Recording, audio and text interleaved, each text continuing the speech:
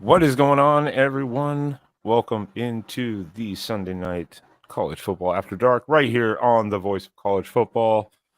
Tonight we have it's a loaded question, a loaded topic, and we're going to try to get through it with you in the chat. We appreciate you all being here.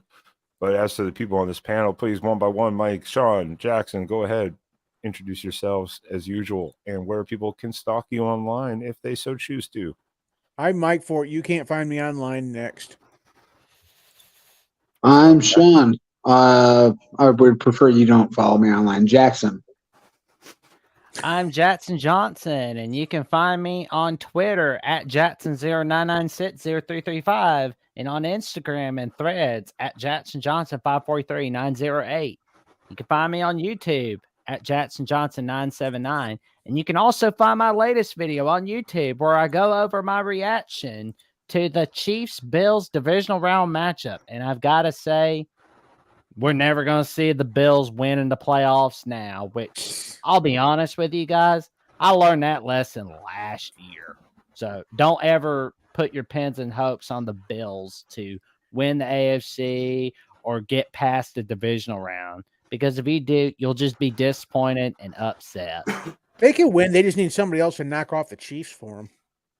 Yeah, but they'll never. The Bengals took care of them last year. There you go. Exactly. I mean, I learned that lesson last year. I'm like, you know what? I'm never picking the Bills. And plus, it feels like Josh, because I mean, like Aaron Rodgers, great quarterback. Josh Allen, great quarterback. But one thing they have in common is they cannot get it done in the playoffs. They just can't get it done. It's a curse for some people.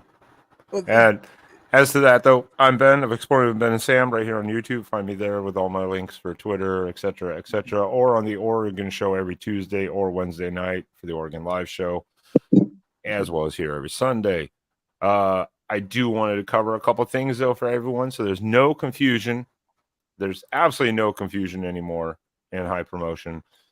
If you in the audience, you, the loyal viewers and chatters in the audience, would like to be part of this panel, not just in the chat where we highlight your comments or you super chat us, which super chats are always very much appreciated and very welcome. To do that, please join the Discord and you can become a member of this panel.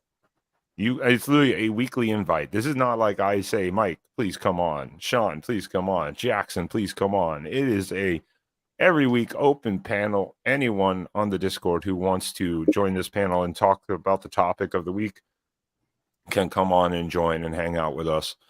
And come on in and be a part of the best college football post-game show in America. And the way you do that is by joining the Patreon at MarkRogersTV, patreon.com, MarkRogersTV, or become a YouTube member right here on YouTube. Just click the join button down below, pick your tier level, and then do email Mark at MarkRogersTV@gmail.com, which is also in the description, and he will verify and then send you that Discord link, and you join it, and you talk football 365 days a year with all of us here on the panel, as well as, again, get invited to watch parties, Mark's perks and picks, as well as be a member on this panel. I wanted to lay that out there so there is no confusion into the whole purpose of joining the Patreon to be on the Discord. That's how you become part of this panel if you so choose to. Obviously, you don't have to, but that's how you do it. And it's an open invitation to anyone who wants to come on. It's not selective. If you want to come on and talk to your team. You know, that's how it works. And don't forget Mark's picks every week, which routinely outperform the wise guys. Exactly. In Vegas. Exactly. So, you know, there's a lot of perks. There's a lot of perks that come along with it. I also want to remind people, please do make sure to check out the Big Ten live show. It's now on Fridays, 7 p.m. Eastern. Again, that's the Big Ten live show, now on Fridays, 7 p.m. Eastern. New day there. So please do make sure to check that out. And of course, you know, it's not the holidays anymore, but who doesn't love picking up some new stuff online once in a while? And everyone does. Don't act like you don't. Everyone shops with Amazon at least at some point in time. Everyone does. Someone at least Especially Googles and since finds it's a getting deal. close to Valentine's Day, 3 weeks from now. So, ladies, if you want to get your husbands or your boyfriends a little something, you can always come on into the merchandise store of the Voice of College Football. Exactly. And dudes, you want to get your ladies a little special something? Come on down to the merchandise store of the Voice College Football, where you can get that special something. And you all will this not is, be in trouble on this is not an extra fee or anything like that. It's literally, there's a link in the description for Amazon using Mark's thing. It's going to pop up with a generic item. You do not have to purchase that item at all. Once you open that tab, you just then search Amazon as normal, but it also helps promote the show. That's all it does. It's the same shopping experience. No jokes, no nothing. It just helps support Mark and the channel. That's all it does. So please use that link below. Literally, I have it bookmarked on my internet browser here. You just open it, bookmark it. Every time you go to Amazon, just click that and then search away as normal. That's it. Exactly. Just that easy. And every time you buy something on Amazon and you don't use that link, Ben drowns a puppy. So please think of the puppies. Poor puppies. There you go. There's a lot that have rest in peace puppies. They're pretty cute. Why am I killing puppies over Amazon links? What the hell is happening right now? Poor puppies. All right. Anyways, yes, and as always, in our shameless plug, please hit that like button and consider subscribing if you haven't already. It helps a lot, and it's free. That's completely free. So, gentlemen, news of the week, which we discussed before we came live here. The biggest news I had, of course, we talked last week, was the retirement of Nick Saban, the hiring of Kalen DeBoer. It's a great hire, I think.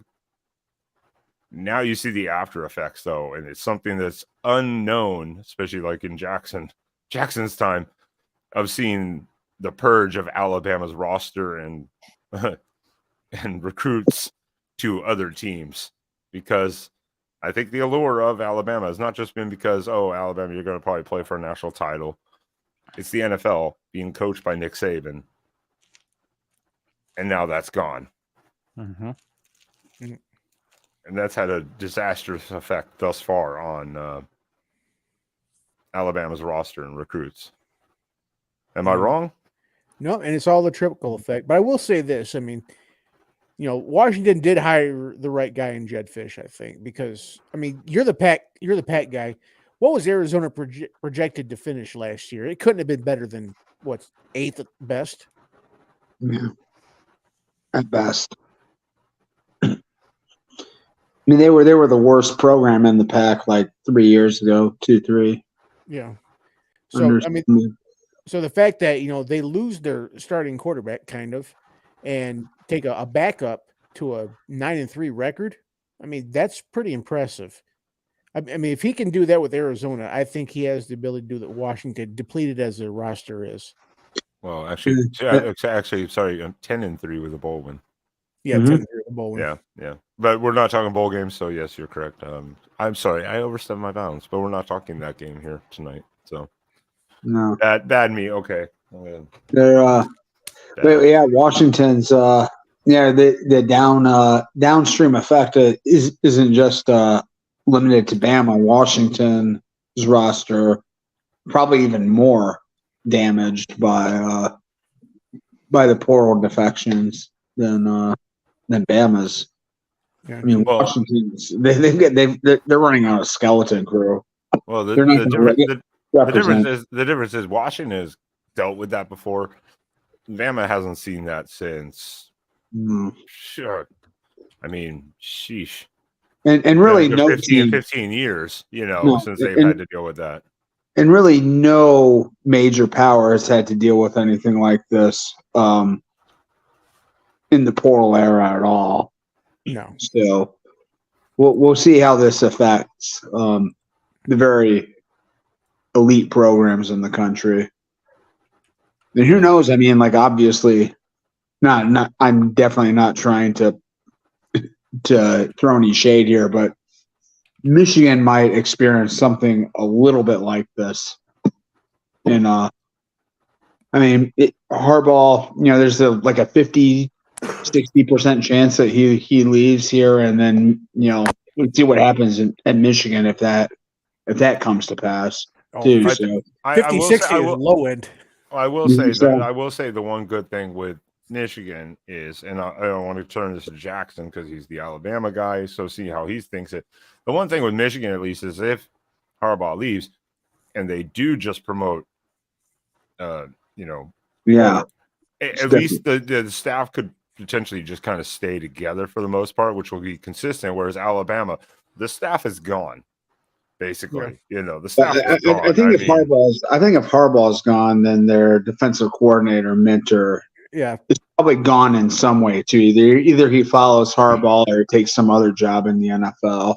Yeah, but it's not necessarily a clean sweep. Whereas like Alabama it's like everyone. So everyone that got recruited or played there chose to stay or play because of those coaches. Now those people are all gone, and that's devastating for a program. And Jackson, you're the one who's probably the most in-depth, detailed, knowledgeable about this whole thing. What is it like? Because you've seen it happen to other programs.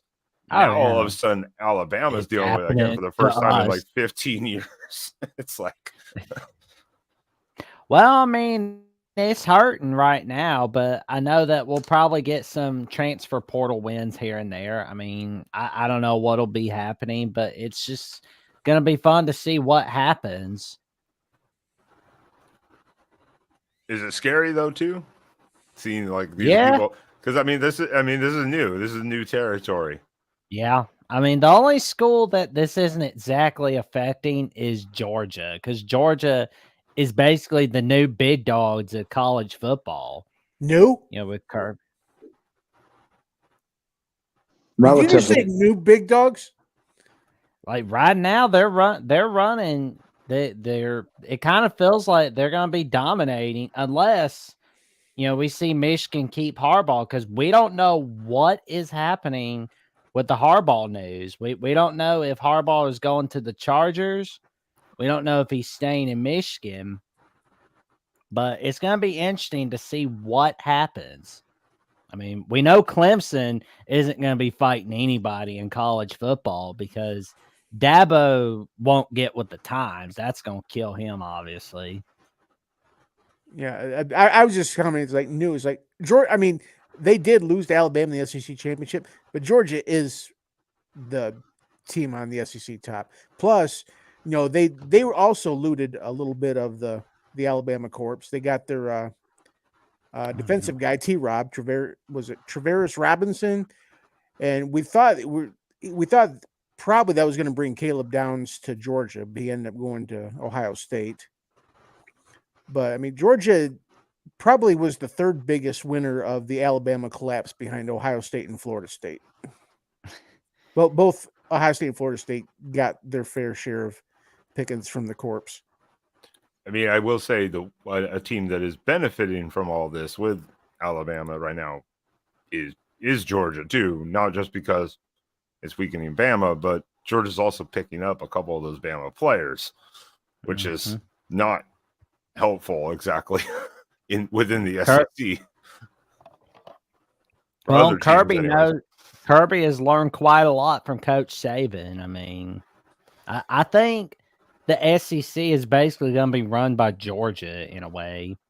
Yeah. And, the Big Ten is basically going to be competitive. It's basically going to be,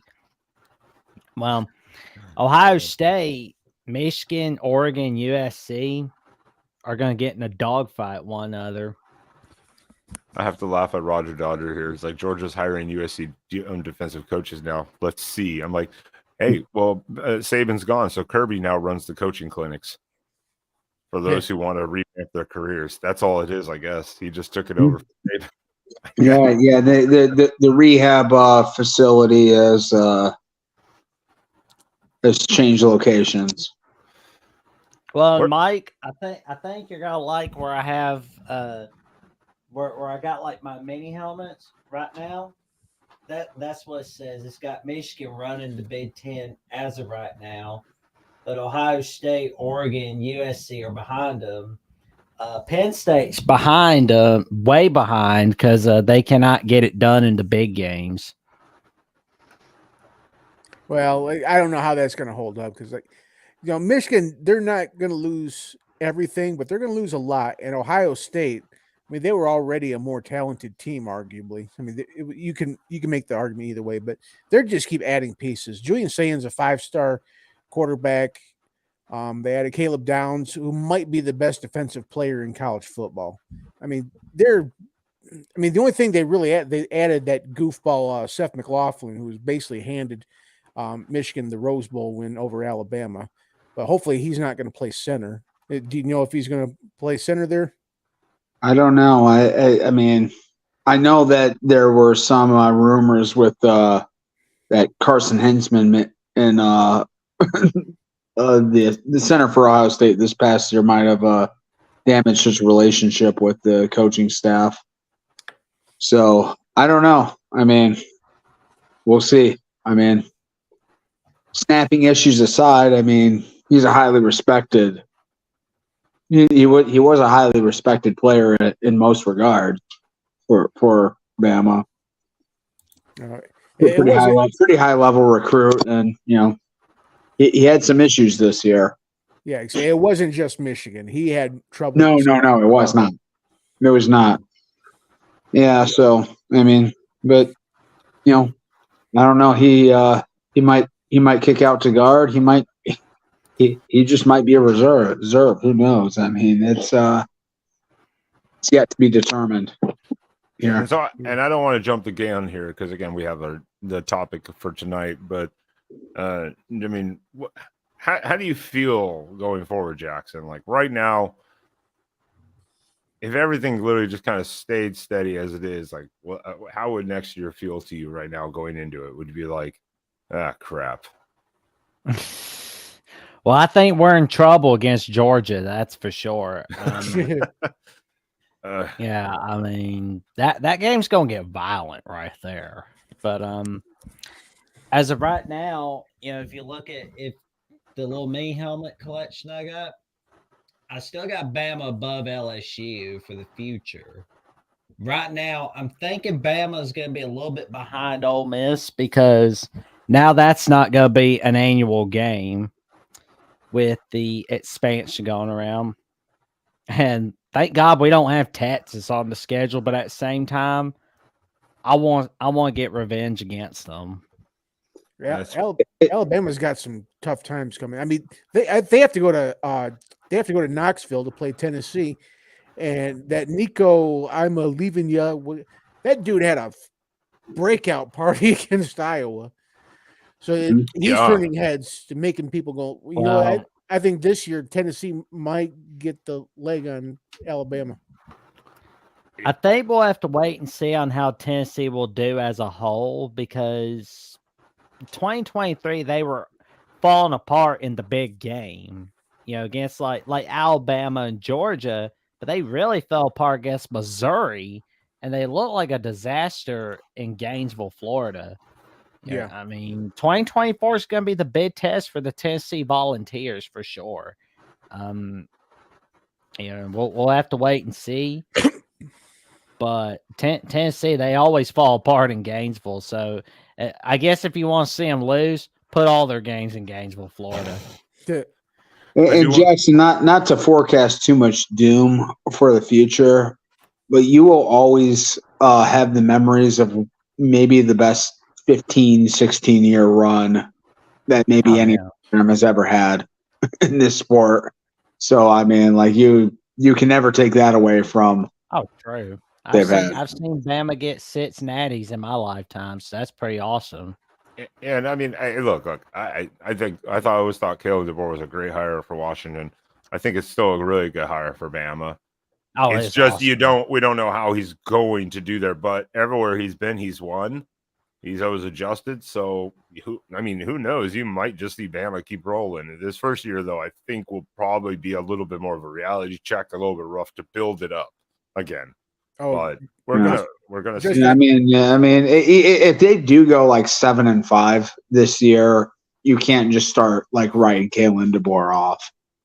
No. You're gonna have to give him a couple years, 2 or 3 writing years. off Kalen DeBoer. I mean, I've looked at his records as an underdog, where he's 7-3 as an underdog against top 25 teams. So, Yeah, I mean, you're gonna have to give him even a 1 to 2 rough years, and then see. But you're gonna see a trajectory building at least. I think if everything's gonna go right. I mean, you're gonna see it. He's not gonna just like fully fall flat on his face. Yes, Mike, I see it. I'm trying, but everyone keeps goddamn talking. Thank you, Cole, for the super chat. Cole Newhausen. Everyone in the private chat, super chat. I'm like, yes, I know. It's starred. I see it. Thoughts on Dante Dowdell? Yeah, that sucked to lose Dante. I thought we were going to keep him. I thought he'd stay. I thought he was going to be a big contributor next year. But that was a win for Nebraska, I would say. That was definitely a win for Matt Rule to get him.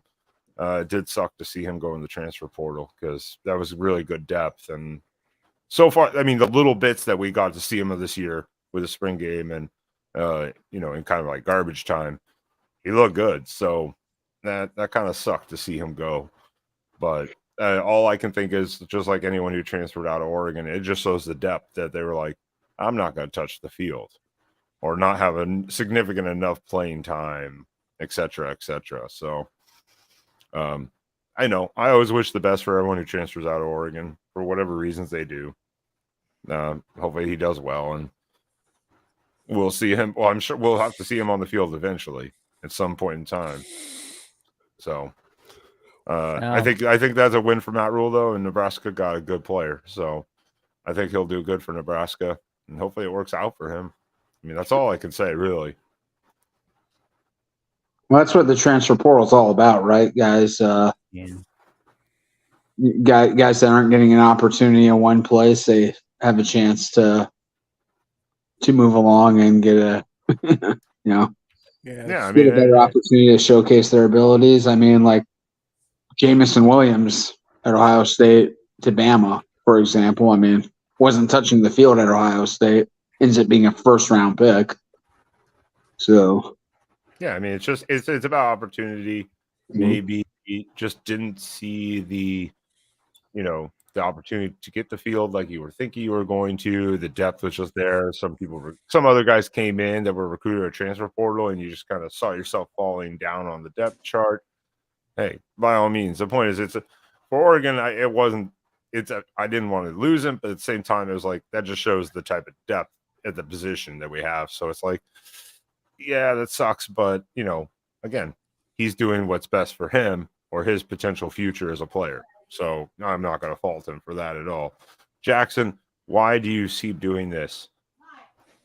What is this? Well, I have a link from 247 Sports, and it's about Arizona, how they were very fortunate enough to keep their starting quarterback Noah Fafita. Yes, that is something we need to talk about. And they kept the receiver, his high school teammate.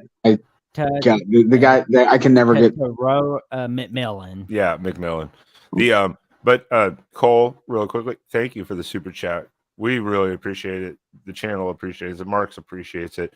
So everyone, if you do have a question, comment, or anything you want specifically highlighted, especially super chats are the best way to do it. That way we see it for sure. So Cole, thank you for that. And good luck with Dante Dowdell and his future going forward with the Huskers. Thank you very much, Cole, for that. And let me pull this up because this is big news, because when Fish left, I thought Fafita was going to follow. Quite honestly. Yeah. I mean, this is a big win for the Wildcats, especially as they enter Big 12 play next year. I mean, they're going to need do you have a coach yet? Yeah, they got Brent Brennan from San Jose State. Okay. So this is gonna be a big win right there. Well, coming in with a quarterback who has shown himself to be a winner is a huge boost for him. Year one with a new program too. Oh yeah. So that was a big win right there. Tony, shut up. That's all I have to say about that. Is there any other significant news that we can think of? Yes, the 2024 ACC schedule will be released on Wait. Wednesday. Ohio State just got the number one player from the transfer portal and the number one quarterback from this incoming class. I think that's fairly significant, isn't it? Yeah. Well, you didn't say anything. So if you don't speak that up, is Sean. big news. And Ross George What? becoming I didn't say no. That's I'm saying like I think that's fairly significant news. Well, that is true. And Ross George becoming the new AD for Ohio State and Bill Old news. It's old news. Like Julian's saying, literally like announced this like 2 hours ago. 2 hours ago, we got, and I think Caleb Downs committed like 2 days ago. So, yep. That's, I mean, well, technically, according to the internet, that is old news now. Yep. If you're going by internet, Michigan's national championship's old news then too. I mean, that's like ancient history at this point, right? Oh, don't worry, you'll be reminded of it all through. Oh God, you got. I'm never not reminded of it. You got 7 months of that getting reminded and put in your face. I have had to block mute so many fucking people the last couple weeks. Yeah.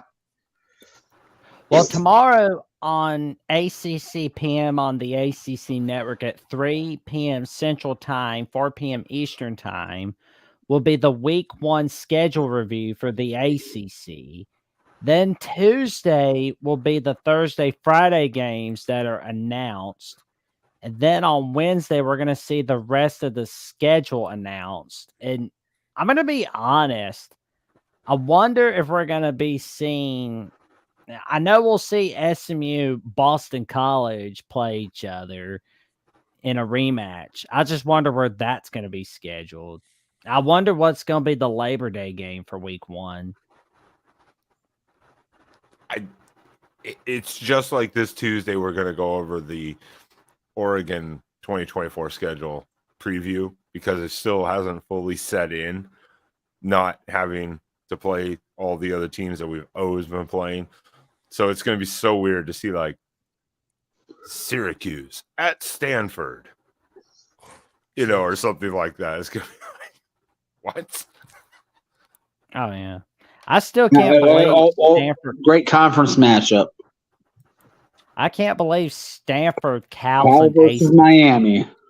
SMU, I kind of get. At least they're like halfway, or a little over halfway. But it's like Cal and Stanford. That's just that one. I don't know. I just kind of. Yeah, I mean Syracuse Stanford's. Oh, that'll be a great one. Syracuse Stanford on the CW.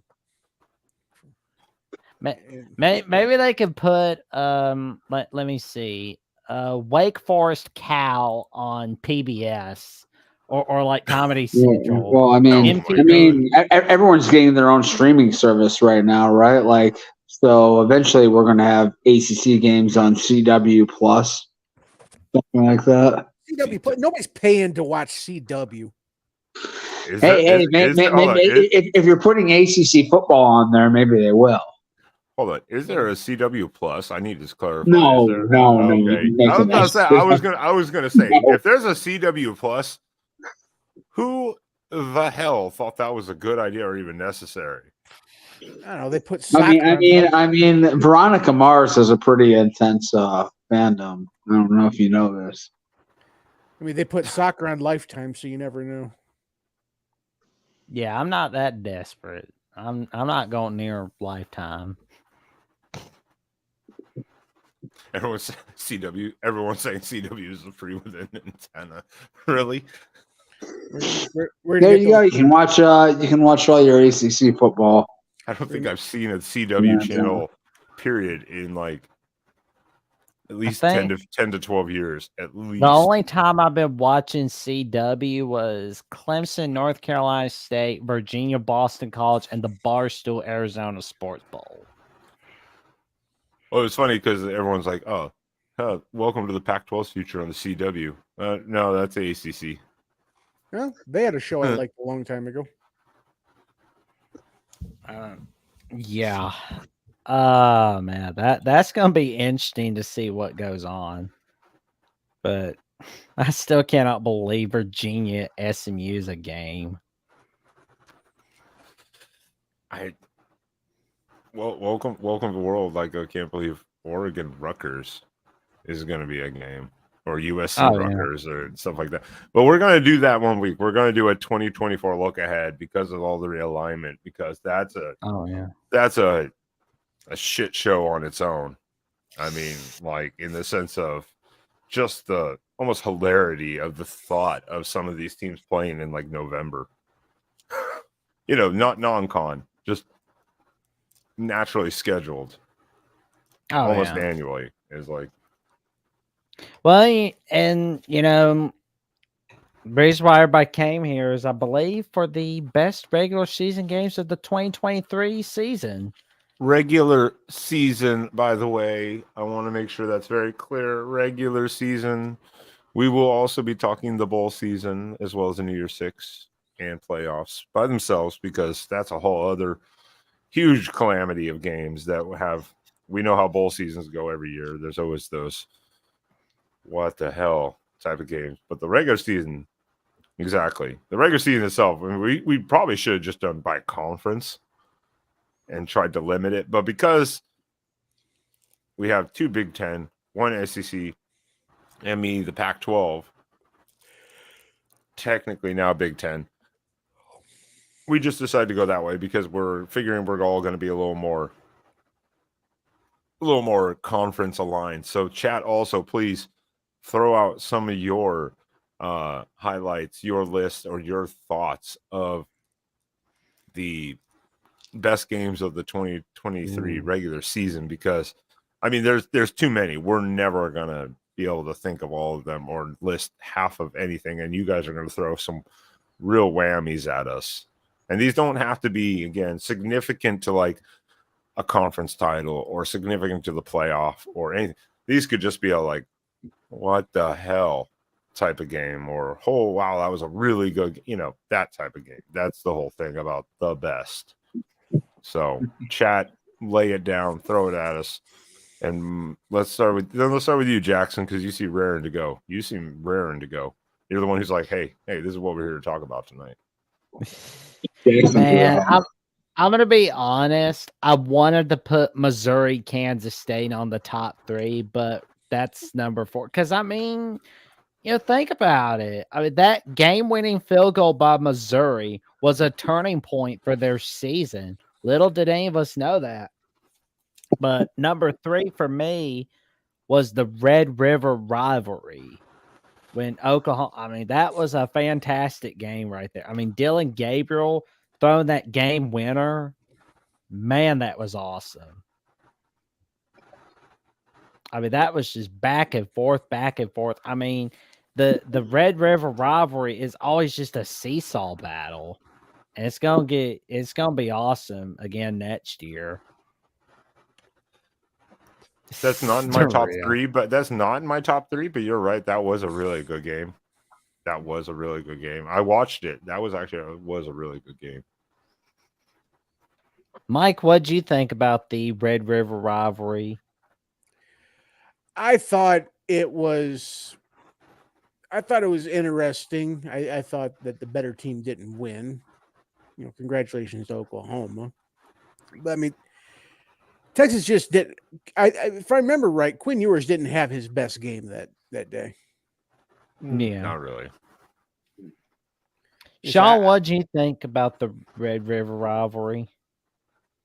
I thought it was college football at its best. I thought it was one of the best games of the year, and I thought there were some coaching errors down the stretch there that made that game more interesting than maybe it could have been. And yeah, I mean, it was in the balance all the way until the very end. So I don't know. It's one of the coolest atmospheres all year in college football with that 50-50 crowd. And I don't know. I mean, I just thought it was fantastic. Dylan Gabriel, great engineering, just a magnificent game-winning drive there with not a whole lot of time left. It's very impressive. It was just dramatic all the way to the end. It's my number 2 game of the year. Nice. Well, my number 2 game was the last edition of the Bedlam between Oklahoma State. I mean, that was a great game. And I still get mad to this day that game day didn't go there and bid noon kickoff didn't go there. Because, I mean, I don't care that Oklahoma State lost 2 straight games in September.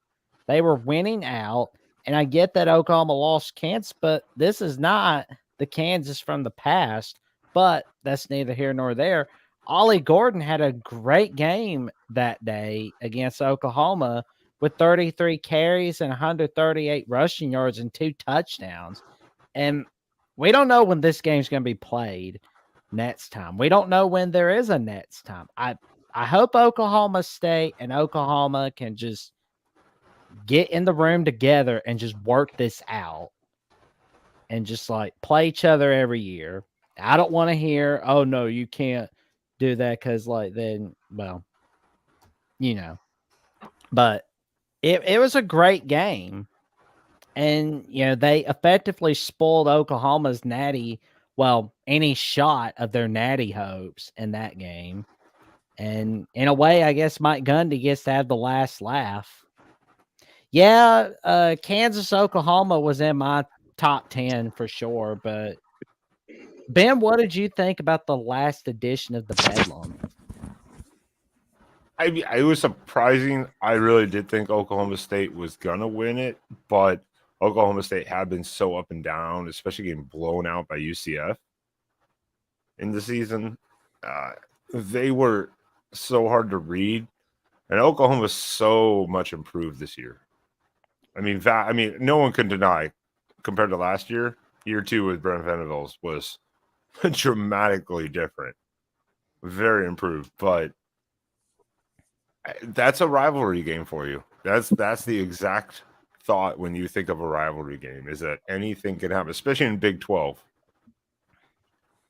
I mean, it did not disappoint. Let's put it that way. That was just as entertaining as the Red River rivalry. And I cannot even say that correctly. I would just say, I think I've trained myself to say the wed wibble wibble. I think I've trained myself to you say sound like Elmer Fudd. Fudd. That's pretty good. That's a pretty good Elmer Fudd impression. Yeah, I stutter it now, so I'm like, I cannot say it correctly, but that's exactly what you expect out of that game, and that game provided everything. Am I surprised Oklahoma State did win? Not really, no. I think that game might have been marred a little bit by some really bad officiating down the stretch. Like Oklahoma State got a couple of calls that were really critical in that game. Some interference issues. So, I mean, that was it was a little unfortunate to see. Mike, what did you think about the last edition of the Bedlam? To be honest, that game really didn't rank high on my radar. Neither program was really up this year. I'm not even sure I watched it, to be honest. I thought there were probably better games on at the time. I mean, this was not an Oklahoma team that was going to compete. Oklahoma was still in the thick of the playoff race, though, at the time, weren't they? Mm-hmm. Yeah, but they had the one loss at that point. They were not a legit playoff team in my eyes, though. This was not a team that I was looking at going, wow, this team might make a run. Couple years, maybe. This year, no. I mean, that's fair, but at the same time, you were looking at Texas beating, UCF by like 4 points or something, and Houston by like 3 and stuff like that, and going, that's a playoff team, at the same time. They had the benefit of the Alabama win, though. That Alabama's win is the only thing that kept them in the conversation. And Jackson, I think I know where you're going with number one. Yeah, I think I know where you're going with this. I didn't want to hurt Oregon Nation's feelings. Maybe you're going to surprise me. I thought you were going to say a certain other rivalry game. Oregon Washington, I'm afraid. That's fine. I think a lot of people had that as probably a top 5 game, and I thought you were going to say the Iron Bowl. That's what I would have said. But it isn't on number 5 on my list, though. Okay, that's fair. That's why I was like, I think it's in everyone's probably top 5 to 10, at least the 10 range, probably just because of the dramatics of it, especially. That's why I said it doesn't have to be significant. In any way. I didn't mean for it to be a twist, honestly. I think that was the number one moment of the year for sure. Yeah, that's like the number one play of the entire season was 4th and goal from the 31. Yeah. Say 4th and 31 was the reason why the playoffs looked the way they did.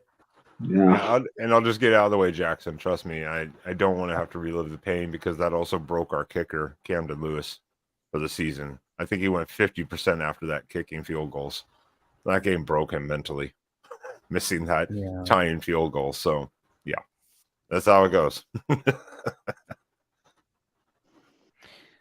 What did you, the rest of the panel, what did you think of the Oregon-Washington regular season matchup? Best game of the year. I thought both teams were at their A game. It had everything. Both quarterbacks were on point in that game. It had like really critical situations, and of course Dan Lanning's decision to go for it on 4th down 3 times, all of which I approve of. I thought they were the right decisions each time, and he failed in each situation. I mean, can't judge the decisions based on the results all the time. But I thought Washington's defense, a much maligned unit, came up big in critical moments. And I'm gonna back Sean up. It was dramatic. It was tight all the way through. It was back and forth. You know, each team took their shots, and it ended. I couldn't take my eyes off it. I didn't have any rooting interest in the game, and I couldn't stop watching it. It was riveting. It was the game of the year, I think. I loved it. Go ahead, Ben. I'm sorry. Well, no, I was going to back you up and say, I mean, and as an Oregon fan, a lot of people have been like, the keyboard warriors and the keyboard coaches going, oh, you punted there. It's like, hey, he missed on 2 4th and goals. Well, there was still the 4th down where it could have got you get it 3 or 4 yards. You ice the game. It's over. And you still win. Didn't get it and still had a chance to tie game. So, I mean, every decision he made, I think it was correct. You could say, oh, you should have taken 1 field goal. Okay, fine. Maybe could have, should have, still had a chance to win the game. I think they were all the right decisions. Caleb DeBoer went for a 4th and goal from like the 1, and Oregon stuffed them.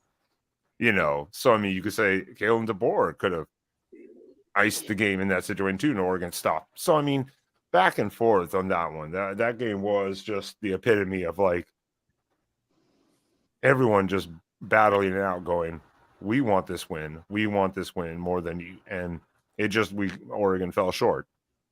That's how it goes in those types of games. It's also a rivalry game, and we were on the road. So I thought it was a tremendous game. I mean, so for sure. I mean, it was a great one. Now we get to you, Sean. Well, let's go to Mike just in case. Let's go to Mike just in case. Mike's games, just in case Mike has to dip out, just in case, because he was like he was Mr. Old Man Cranky earlier, going, I don't want to be here for very long. He talked to the chat. Oh, it's like Dante from Clark. I'm not even supposed to be here today. I love it. Mike, what was your top 3 games of the 2023 college football season?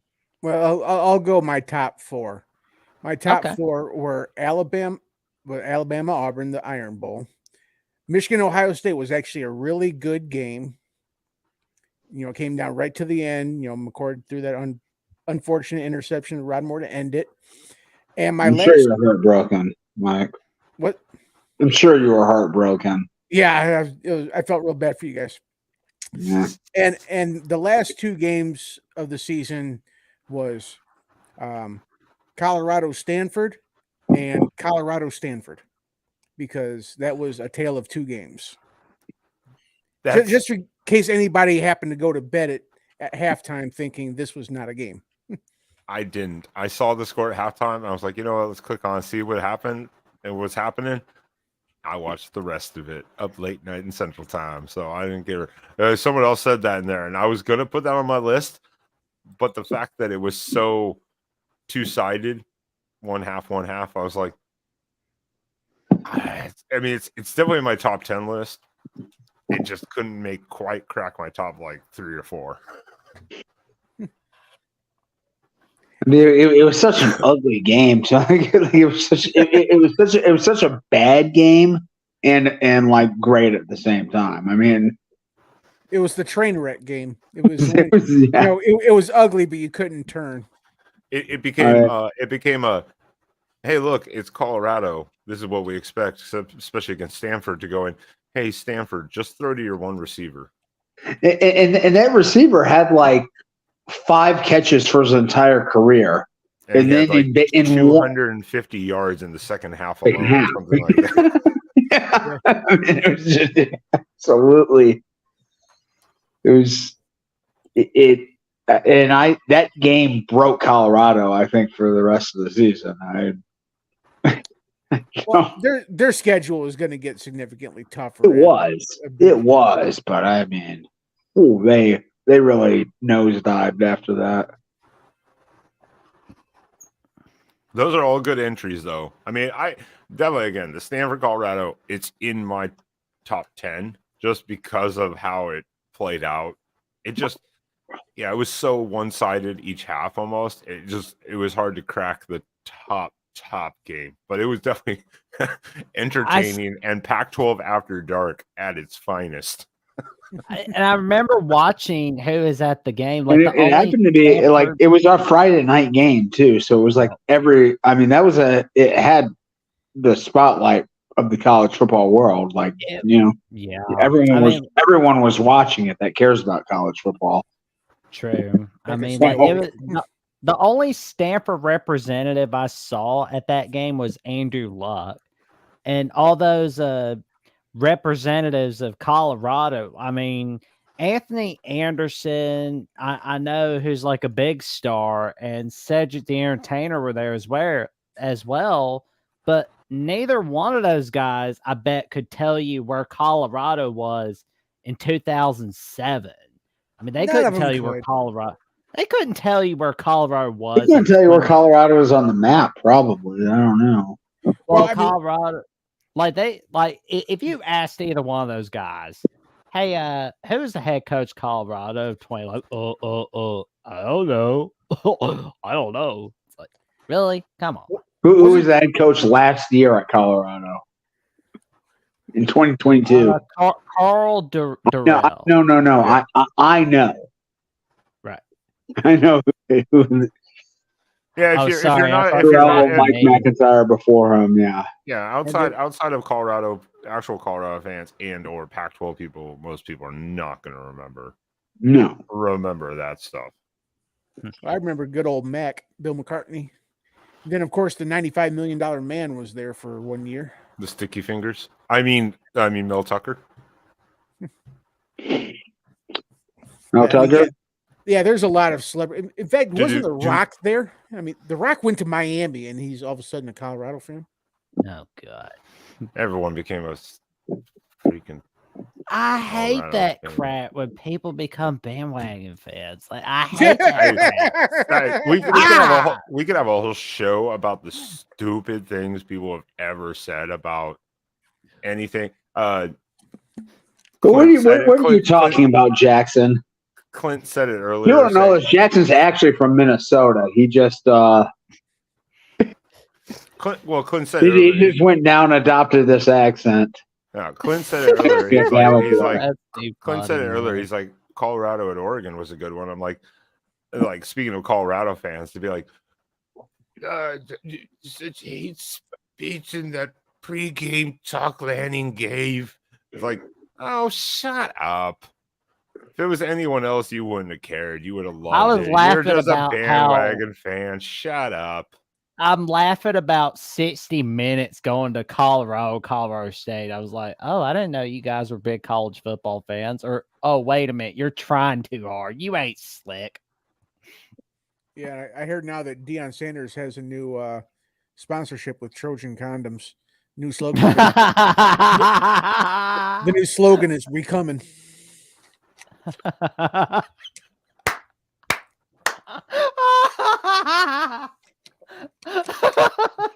Demonetized. I'm waiting for the text from Mark right now to be like, kick Mike off the panel. Kick him off the panel. Oh, that, you know what? Jim R brought up a game I didn't not even remember. It's not, but it should be. The Army Navy game. That was a classic this year. 4th and goal from like the 1. Just stop that. That was a fantastic game. Gave me a heart attack at the end. I was like, Army, don't you blow this. Do not screw this up. That was a good game. I will say that. It was a good game. Sean, what do you got though? Top 3 or top 4? All right. They're pretty much in line. Jackson pretty thoroughly covered the Red River rivalry and the border war with Oregon and Washington. I was on the fence. I eventually chose Ohio State, Michigan for the third game, just because I thought it was a better game and it was a more significant game. It's obviously, I mean, anytime these two are at the top of the game, this is the biggest game in college football. Whenever these two teams are at their best, agree. And the two teams, I mean, the one thing I can say is the game was fairly predictable. Everyone was expecting it to. There weren't a lot of real crazy surprises. There wasn't anything wildly deviant in that, but just, the backdrop to this game, Michigan with the Spygate and everything going on, and accusations all season long. Ryan Day, did he have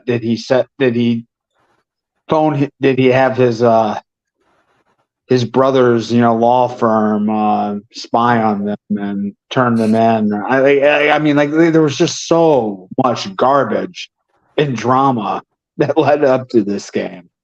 I mean, like, it in a sense, like, you can't confine that game to what happened during those 3 hours and 15 minutes because it was so much more significant than that. Get out of here, Mark. Get out of here. I told you you're not allowed on the show. We talked about one of those 3. But the game lived up to it. It was in the balance until there was 40 seconds left, right? And I mean, like, it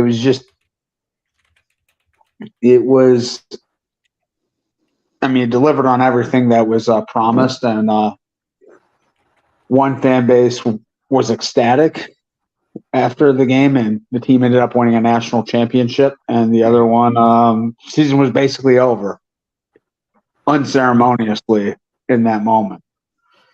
So, I mean, like, I think all things considered, you could very easily make an argument that was the game of the year. What's the Auburn Alabama game, the Iron Bowl. I mean, it's one play that is putting this game on this list, right?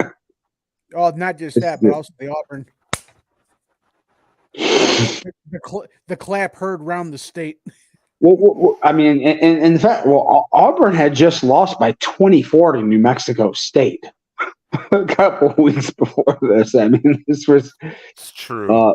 I mean, like, the fact that this game was close, kind of was in the balance at all, and that Auburn had the game basically in hand.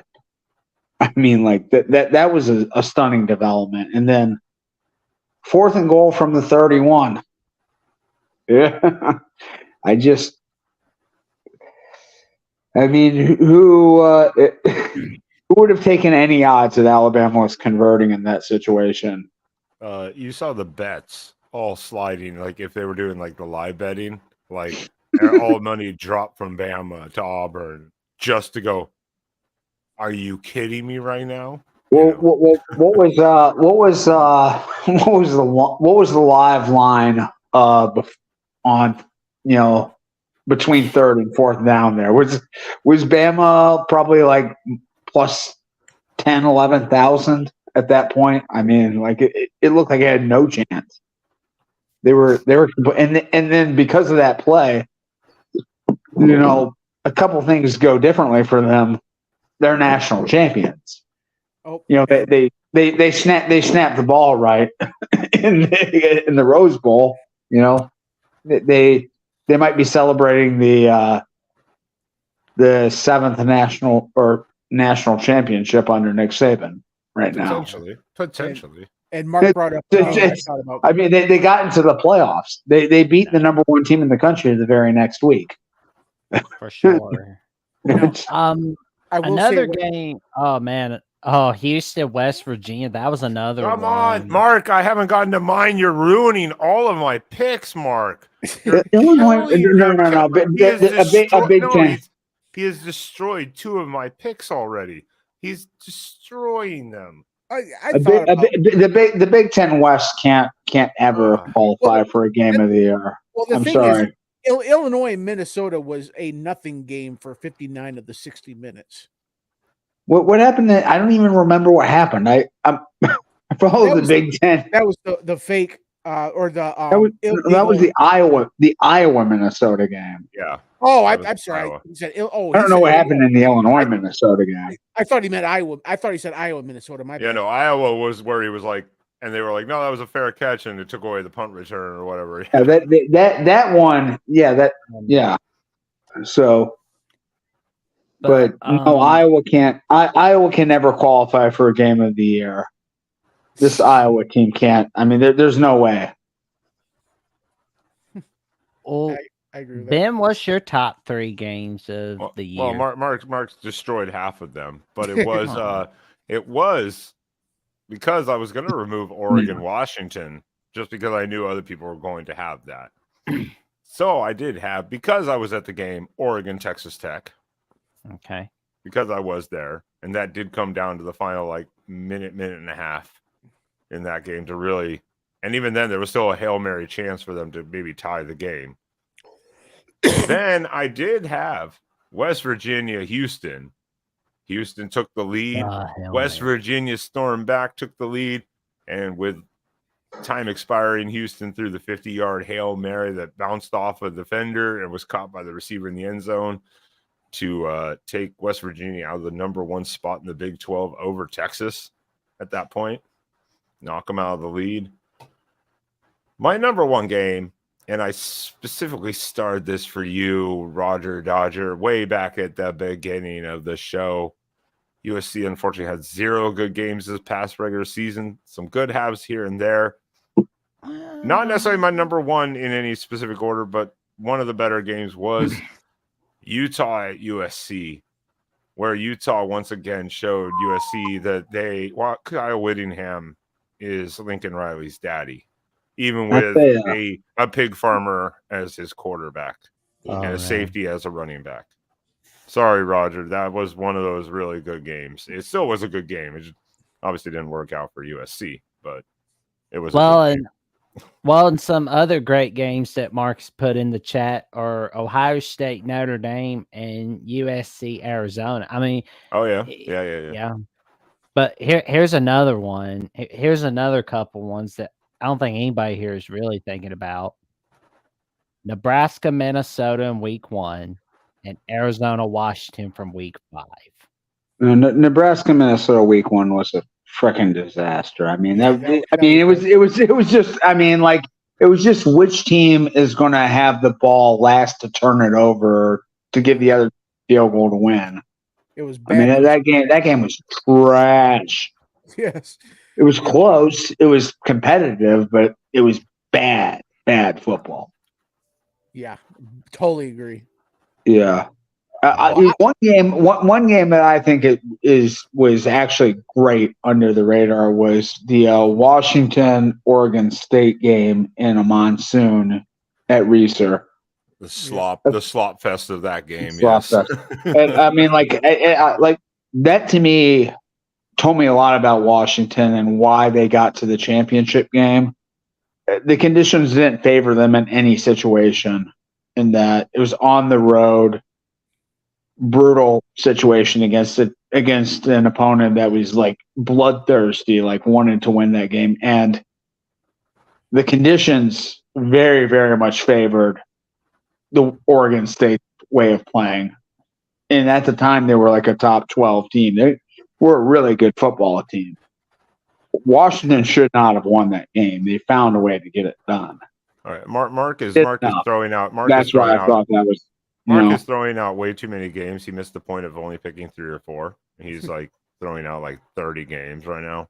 Mark, pay attention to the Discord. Well, and if you're going to mention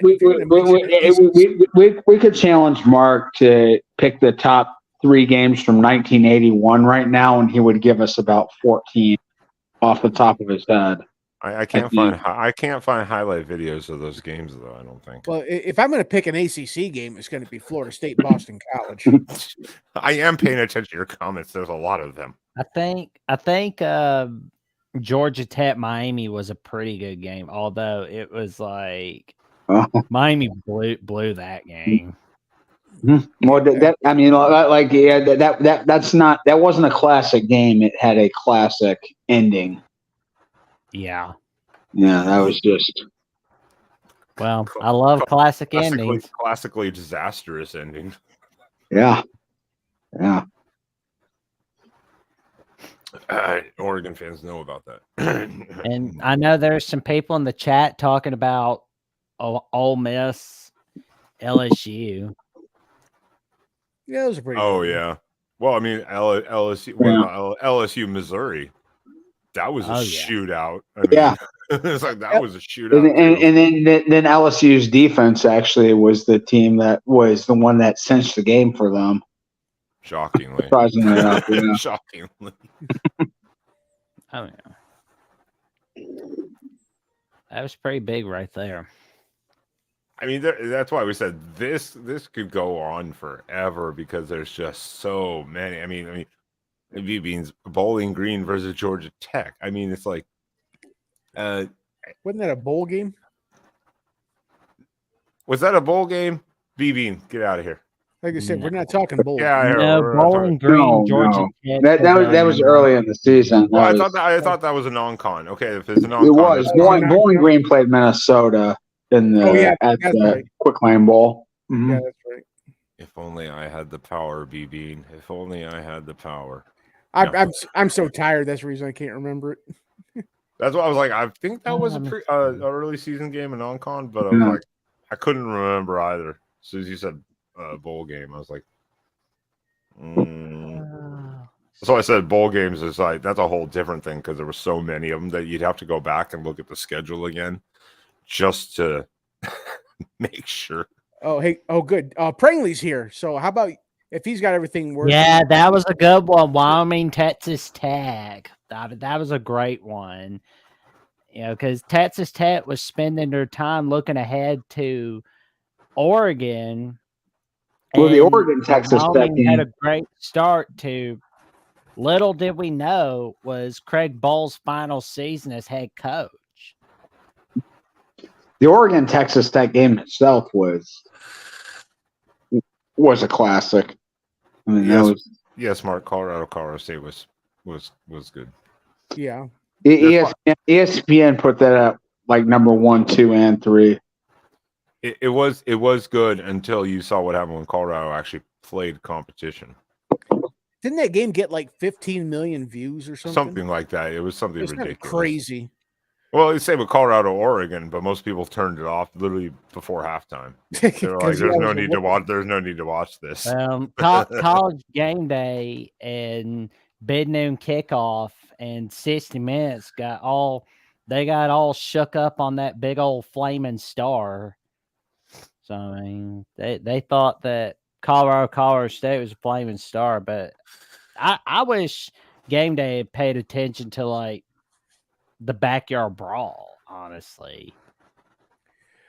Okay, guys, I'm gonna head out here. Why don't you guys get in Tim and I'll tag him in and he can take over my spot. Well, he just has to show back up. He can literally let himself in at any point in time. Yeah, I told him to get in here. Which actually brings to a good point, Mike.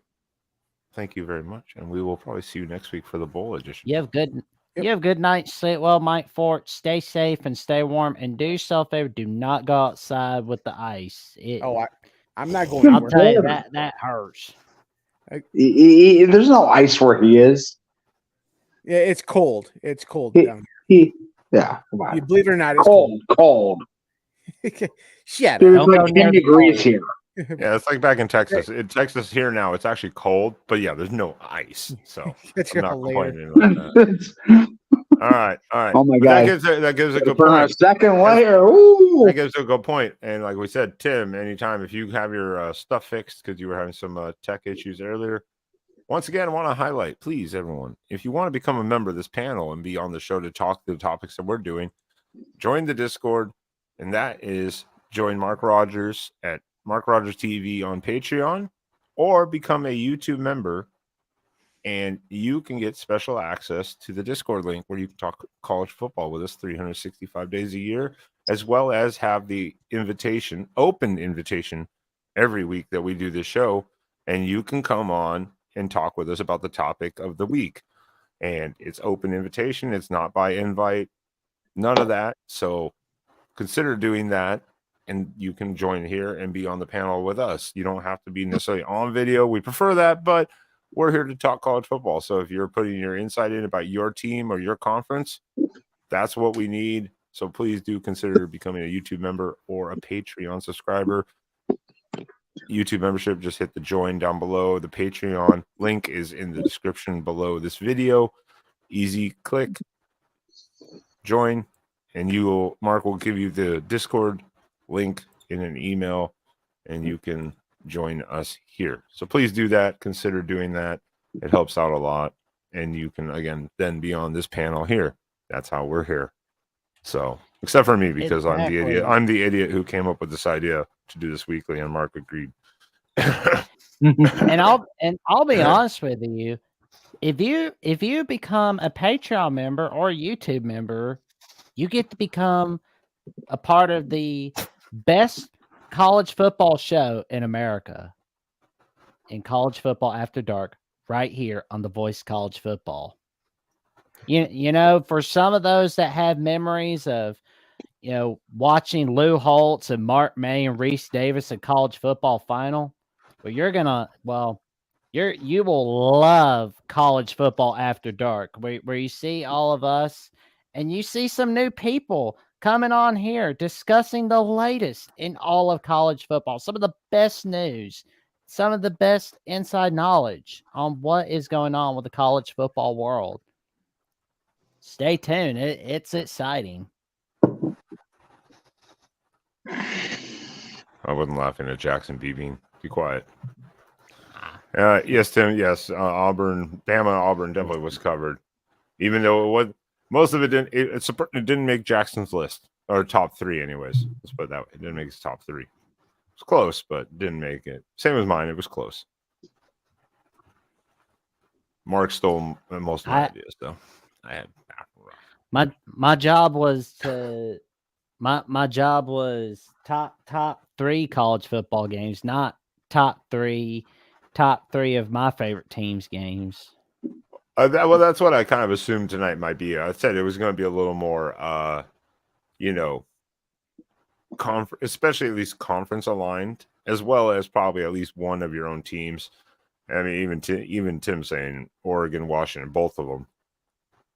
Definitely we talked. You guys all agreed. The first one was the regular season one was. It was a better. was the better one, I think, in the sense of the dramatics. Yeah, back and forth, back and forth, yeah. back and forth. I mean, it's like the Godfather series. Yeah, they were the first two were great, but yeah, the first one still. Yeah, it was better. It was much better from start to finish.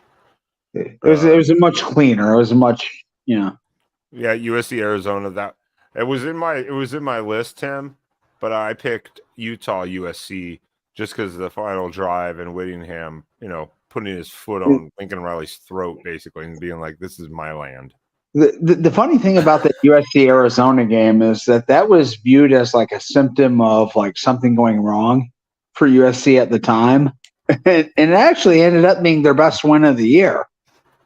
I mean, it actually like ended up like that. That was a really quality win for USC, but everyone was panicking all, at the time. Oh my God, they were right that something really was wrong with the Trojans, but Well, and we knew in the Pac-12 Arizona was getting better. The first year they fought hard, won great. Second year under Fish, they were getting better, even closer games. Not quite there. This year, we just didn't know that they were going to quite that jump that they did. And, well, they did. And there you go. Hey, look, it's me. Hey, Ben too. How you doing? Oh, it's Tim. Hey, Tim. Surprise. That's why there's so many Ben avatars. too. Yeah, there's so many avatars on this thing. You just pop up as random people. Yeah, better late than never, yeah. And without a camera. All right, go for it, Tim. List your three. Well, or three or four, whatever you want to do. List them. Even if we've said them and you didn't know, list them. I mean, now I'm going off the top of my head, but for me, I really enjoyed watching that the Notre Dame Ohio State game early in the year, just because at that point we didn't really know a hell of a lot about both teams, and it just lived up to the billing. It was a nice finish. Would have liked a little more offense in the game, but it was a very entertaining game. And then you guys said the first Duck Washington game was the better one. Is that what you said, Sean? Yeah. Mm-hmm. Yeah. The first one was. I thought Oregon for sure was closer to their A performance in that game than they were in the second one. Yeah, I did like those games, and Mark just brought up Bedlam. That was good. But then that was the big my one. top I know you guys three. already talked about it. That was my number 2. But I mean, I just think that, and not just because of the ending, but the Alabama Auburn game was really entertaining to watch. So I like that game a lot as well. Yeah. There is some distinction too, like between which games like were like the best, were like the most well played, the finer pieces of art, and which were like just the more entertaining moments, because sometimes like bad games can be kind of entertaining too, right? Yeah, like I said, a game with pretty much no offense between USC and Notre Dame or Ohio State. Yeah. But it's funny, with that Arizona game, people were mocking me for saying that you guys don't sleep on Arizona. This is a good team. And people are literally lighting up and laughing in the comments. I'm like, that's a really good team. I'm glad they lived up to that billing. Yeah. And Arizona's happy because McMillan, McMillan and Peter are both coming back. So that's also that was pretty nice and refreshing to see in this day and age of portal and both those guys would get some pretty good money. I wonder how much they paid them in Tucson to stay, but I tell you what, Jed Fish really could use them right now because they, Will Rogers, he's portaling out, and now they're without a quarterback. All right, and that would be like the perfect landing spot for someone like him. I really would think. But the funny thing is it came down to I wrote a little article about this, and it came down to the dad, his dad, Fafita's dad, basically said it came down to them, are they going to stay or are they going to go to Arizona? I mean, Arizona, they're going to go to Alabama. Washington. That was Alabama with the board, not follow Fish. that was really never really even as interesting. It was not really a consideration. It was that they were thinking about going to Alabama because DeBoer had recruited Fafita, when he was at Servite. So there was a connection there, and they thought about, hey, it'd be a great opportunity to go to Arizona. God, I keep saying that, Alabama, and leave Arizona. And so a lot of people don't realize that it wasn't between Washington and Arizona. It was between Alabama and Arizona. They stayed in Arizona. I'll tell you, like, it's crazy to think that Fafita had those kind of offers because he's like 5'7", right? I mean, I think he's listed at like 5'10", but he's not 5'7" though. I mean, he may not be 5'11", but I think he's all of 5'10". I really do. I mean, but he's a significantly undersized quarterback, and he's still like, I mean, the talent's so evident that he was still getting, big time offers. Yeah, out of high school. The board did want him. I mean, that would have been an option. Yeah. Well, and I know that Mark has mentioned Florida State, Miami, Florida State, Boston College, and Fresno State, Purdue. Those are some pretty good games. Here's another game I was thinking about: Miami, Louisville, especially that ending where, Louisville was supposed to knock it down, but Miami caught the Hail Mary pass, but they were 5 yards short of tying the game. Uh-oh. Will, God, dude, look, I'm messing everyone up. Arizona, Alabama, and Jackson and Will. Jackson, you gonna take this one? You gonna take that comment? Nah. I'll let them have their fun for now. So he's saying he's listed at 5'11", but I'll tell you what, he's probably closer to that 5'10", because I have seen him, and he's about 5'10". Oh yeah, Sonny Verma, the co-host of the Big Ten Show and the host of Illini Cast, will be on tomorrow's edition of the Ocho with John D'Animo. Stay tuned for that. It's going to be a great one as they go into a deep dive on the Illinois Fighting Illini. Awesome. Check it out. Which is a great plug. Thank you, Jackson, for that. I appreciate that little intro there with that information, because please remember, everyone, the Big Ten Live Show on the new day, now on Fridays at 7 p.m. Eastern Time. So please make sure you check out the Big Ten Live Show Fridays, 7 p.m. Eastern on this new day. Make sure you check it out and subscribe and like that show, please. It helps a lot. Thank you very much. But the Ocho is still in place on Mondays at 5 o'clock, 8 o'clock. 5 o'clock. I know, but I'm just going with the Big Ten one right now. But yes, please do check out the Ocho also with Mark D'Adamo. Or John D'Adamo. John D'Adamo.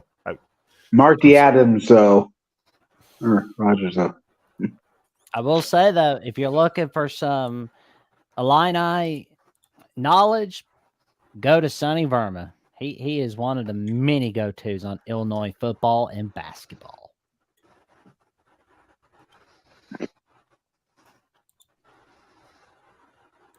Is there any other good...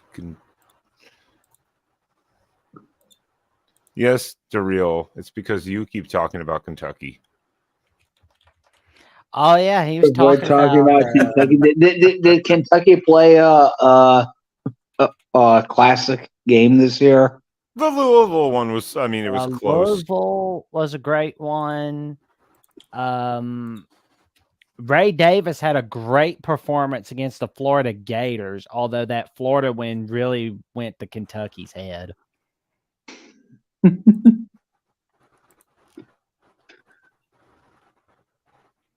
Yeah, so the Louisville one was good. I think they caught Louisville kind of looking ahead too, knowing they had the conference title game ahead, But it was a good one. Louisville fought back, but Kentucky came out on top. So you can't discredit them. Louisville just went on that downhill slide there at the end of the season. Louisville to Kentucky, then to obviously Florida State, and then just getting trounced by USC. Yeah, by a JV squad, right? by our backup quarterback. How did Kentucky get the vaunted Louisville defense in the SEC give up 31 points to Louisville? I mean, you think Kentucky would keep them under 31, right? That's an SEC defense we're talking about. Just means more. Rivalry game too. You never know what's gonna happen in those. I mean, that's kind of like how a lot of the games that we've said have been technically rivalry games. So you never know what you're gonna get exactly on that day. We're talking about Mark Stoops' team here, though. Come on, SEC. Yeah, I mean, Louisville kind of they got exposed down the stretch, no question about it. That was all the more reason why Florida State did not belong in the playoff this year. By the way, did anyone see where Tate Rodemaker ended up committing? No. He hasn't committed anywhere yet, to my knowledge. Yes, he's going to Southern Miss. Oh wow! Oh, okay. Man, Southern Miss has just been kind of meh. They're nothing like where they were in the Brett Favre days. Well, I mean, why? I mean, in the late '90s, early 2000s, that was a really strong Conference USA program. I mean, they've completely fallen off the map. Tim, do you remember was Jeff Bowers or something like that? Yeah, Jeff Bowers, and then they had Larry Fedora, and then they had Todd Monken. Yeah, that was about the time they really started to tailspin. And my mistake. Before they had Todd Monken, they had Johnson as their head coach for 1 year. They went 0-12, and they fired him after going. Oh yeah, I remember that. Yeah, that was when no one's really thought about them, but yeah, at one point they were actually the best. I remember they were probably the best program in Mississippi. For a little back around like 99 in like 2001, 2, 3 around that. For a little bit there they were. Ralph, no, we're not going to talk good or bad or worse or most disappointing teams. We'll do that on a different show. So we're not going to get into that tonight. That would be that's its own little thing, and I'll let Tim can be highlighted and have his own. Yeah. Rant that night if he wants. I've turned over to Leaf. I'm being good. Look at me. I'm behaving now. No, this isn't the real Tim. I'm going to boot this prankster. It's AI Tim. Right. Is there any other games that we can think of? I know Mark listed a lot. The chat has listed a lot in general too. And we've come Boise State, Colorado State. That 21-point comeback in the final 4 minutes from Colorado. Yeah, that was a good one too. How about the New Mexico State Auburn game? Oh man! Just for the shock value, shock value. Well, I know that we talked a little bit about Ole Miss LSU and how that was the turning point for both teams in a way.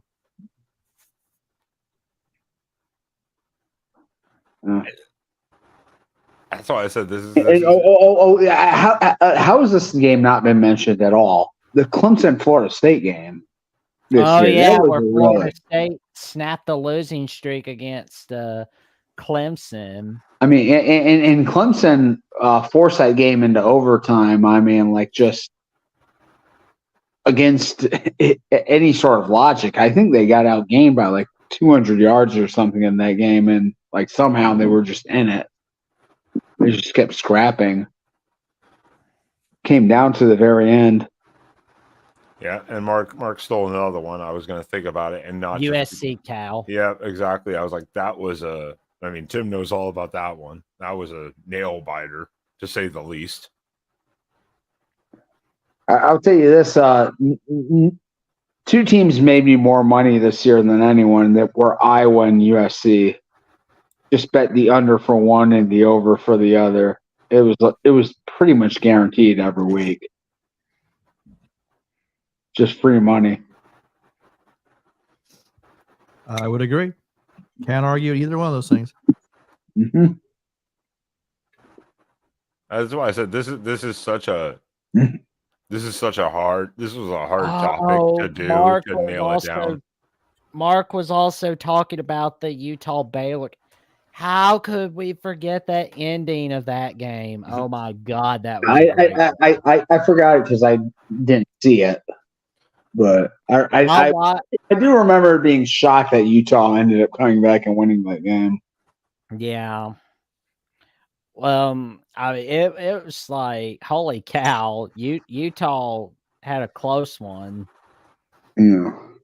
And I mean, you know, you could say Utah, Florida was pretty good too. Really, it was always in control by Utah. When we talk next week or whenever we talk about the most disappointing, it's going to have to be that situation in Utah, because if they've had even a capable quarterback this year, that defense got a little bit banged up towards the end, but that was one of their better defenses. They've had some really good defenses over the past 12 years. That defense was going to be really solid, but unfortunately, the offense. The reason why statistically those Utes defense doesn't look as good on paper is because that offense was absolutely wretched. But if they even had a capable quarterback, imagine what that season could have been like. Yeah. Yeah, Northwestern Minnesota, as Mark mentions, was a pretty good game. That was just a gigantic comeback that literally no one expected. I think Northwestern was down by 17 heading into the fourth quarter of that game, I believe. Oh yeah, and I know everybody was watching Alabama, Texas, and Texas A&M, Miami, and Ole Miss Tulane on week 2 that week, but. What about North Carolina, Appalachian State? That was a thriller. What happened in that game? I know North Carolina must have won because they were 8-0 at one point in this season. Yeah, but that was a double overtime thriller. That's why I said this was a hefty task for people to come up with, and I figured it'd be a little more conference oriented. But a lot of people have come up with a lot of the same games, or at least the same thoughts, especially if we went to, say, a top 10 list, which I thought would be maybe a little too much. But now we're thinking about all these games. Maybe that would have been a little easier just to do a top 10. But I tried to limit it down to keep it a little maybe easier and quicker. I'll be honest, Ben. I had quite a devil of a time trying to figure out what was going to be my top 3. Let alone who is going to be in my top 10, because there were so many great games in all of college football for the 2023 season. It was just, man, there were just so many games. Well, that's why we have a few ideas coming up for the next few weeks. So, and those are hefty lists of ideas and thoughts and looking ahead. And with one of those, maybe you have to just do almost conference by conference just to talk about the oddities with the realignment. Almost kind of break it down a little bit more so we're not just jumping back and forth. Try to simplify things for everyone. Make it Mark, a little easier. I can't let that one fly for my ACC brothers. That Kentucky game was a 7-point game against Louisville. They didn't whip anybody. Mark's gonna get mad at me. He's gonna prove the error of my ways by saying that. Right? Was it? I just looked it up. I thought it was close game. It was 38-31. Yeah. All right, here comes Mark. Yeah, but I mean that was a that was like the 9th place team in the SEC or 10th place team in the SEC against the ECC championship game participant. Don't get me started on the Big 12 and the ACC. I'll get in trouble. Yeah, I'm turning over a new leaf. Yeah. Mark's correcting you immediately on the spot. I told you I was going to get schooled for it. I watched that game, by the way. So, FYI. You watched the Kentucky Louisville game. Tim. Yeah. You really did. Yeah. What about really did. UTSA Houston from week 1? You woke up at 9 a.m. and watched the Kentucky Louisville game at the same time as the Ohio State Michigan game. Do you know how many monitors I have? Have you ever seen my setup? I've got 4. I got 3 monitors, and one of the monitors is the size of 2 monitors. So basically, I've got like 4 screens plus my TV over there. I've got all the games on, Sean. So you're right. Did I sit and watch every second, every play, every snap? Right? No. But did I watch the game? Mark, I will defer to Mark, but did not look like Kentucky whooped up on Louisville at all in that game, in my opinion. I mean, that game was better than Texas A&M LSU. Yeah, I mean, at the same time, it did look like throughout the game that Kentucky was the better team, definitely more physical team, but not. Again, I wouldn't look at that game and look at it like I watched the USC Notre Dame game. But that was a whooping. This game to me was not a whooping whatsoever. Yeah, I mean, I'm the same as Tim. I mean, I have just 2 monitors, but I'll have 3 to 4 games, depending on if I'm watching one primary game. And it's not like I can watch every single play. So I had that game open for probably at least through after the first quarter. I had that game up watching it. And I do have a question for Tim, kind of off topic here, though. What did you make of Caleb Williams slow walking his decision to enter the NFL, declare from the NFL draft? Were you ever under any illusion that he might come back? No one with any brain thought that was. No. I honestly think that literally people forget these are young men and whatever, and he was never coming back. But it may not have been an easy decision for him to make. There could have been. I mean, there could be marketing reasons. Maybe all kinds of reasons why he did the way he did. But I will tell you, for a guy that transferred into USC, that guy loved USC. Again, I go to all the basketball games. I saw at least 4 or 5 basketball games. You know, I mean, as soon as the season was over, he came to a lot of the basketball games, and even came to one during the season. So I mean, and did you see his apartment in LA? I mean, he may not have a nicer place for a long time. I know he's got a lot of money, but where he's going, I mean, Detroit, you know, he's going to Detroit. He's probably going to find a nice place in Detroit. But man, to be that young, to have a place like that right in the middle of LA, that was just like pretty nice. Wait. He's not. Who's going to Detroit? I meant Chicago. Did I say Detroit? Yeah. My okay. If he ends up in Chicago, yeah, I mean, well, big difference between Chicago and Detroit, even. But if they get Kingsbury, that'll give you a good sign that he is going to sign with them. So keep an eye on that situation. Yeah. I'm sure he is. Hey, he gets up on the Gold Coast. You know, I would love to live in Chicago, you know what I mean? Hang out and probably get an apartment in Lincoln Park somewhere. Get a high rise. Oh, he's gonna have a nice view wherever he is, I'm sure. Mm-hmm. Yeah, we could argue what is considered a nice view, I guess, in any of those cities, but okay. Yes, I know Oregon green is beautiful, great. Okay, but a lot of us like, some of us like the urban. I was thinking some other things, but we won't get into that. That's Mark would be like, all right, I'm pulling this show down. No, I mean, I get that. I truly get that. I have like uncles that love to hunt. You know what I mean? And no. I'm not talking about that. I'm talking about some other things we won't get into. Not necessarily because of the city. Do tell. This is getting good. No. Mark's still watching. He's creeping. You know he is. Say something bad about Ohio State or inaccurate, and let him correct you immediately.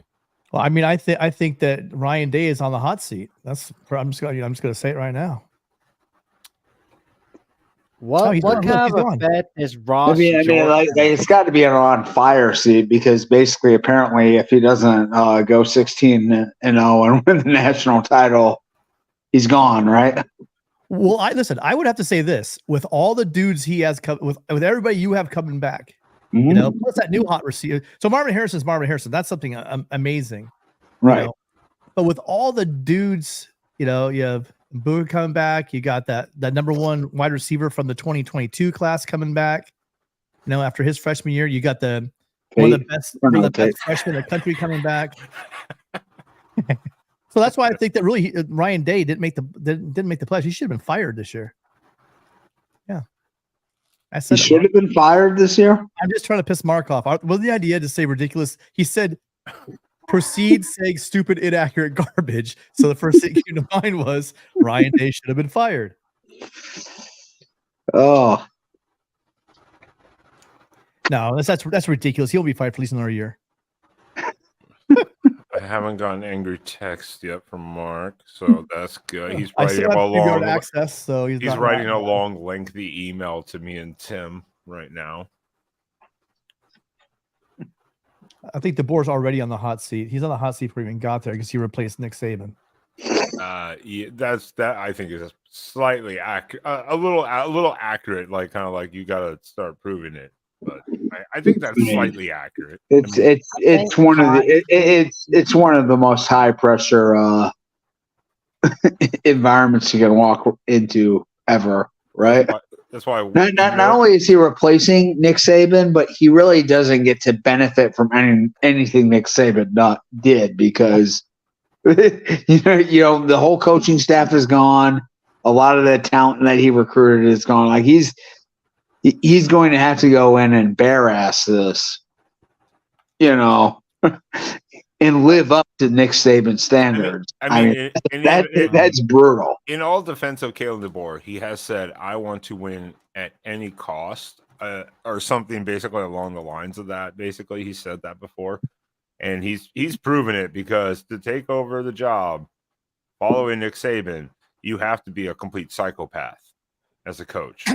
To want to go from a place like Washington, where we have to they're willing to almost match the money, your contract money, and he's still like, you know what, I'm going to take over after Nick Saban. You have to be kind of a psychopath, and all coaches are a little bit psychotic in their own way because of just the drive it takes. But you have to be insane to want to take that type of pressure.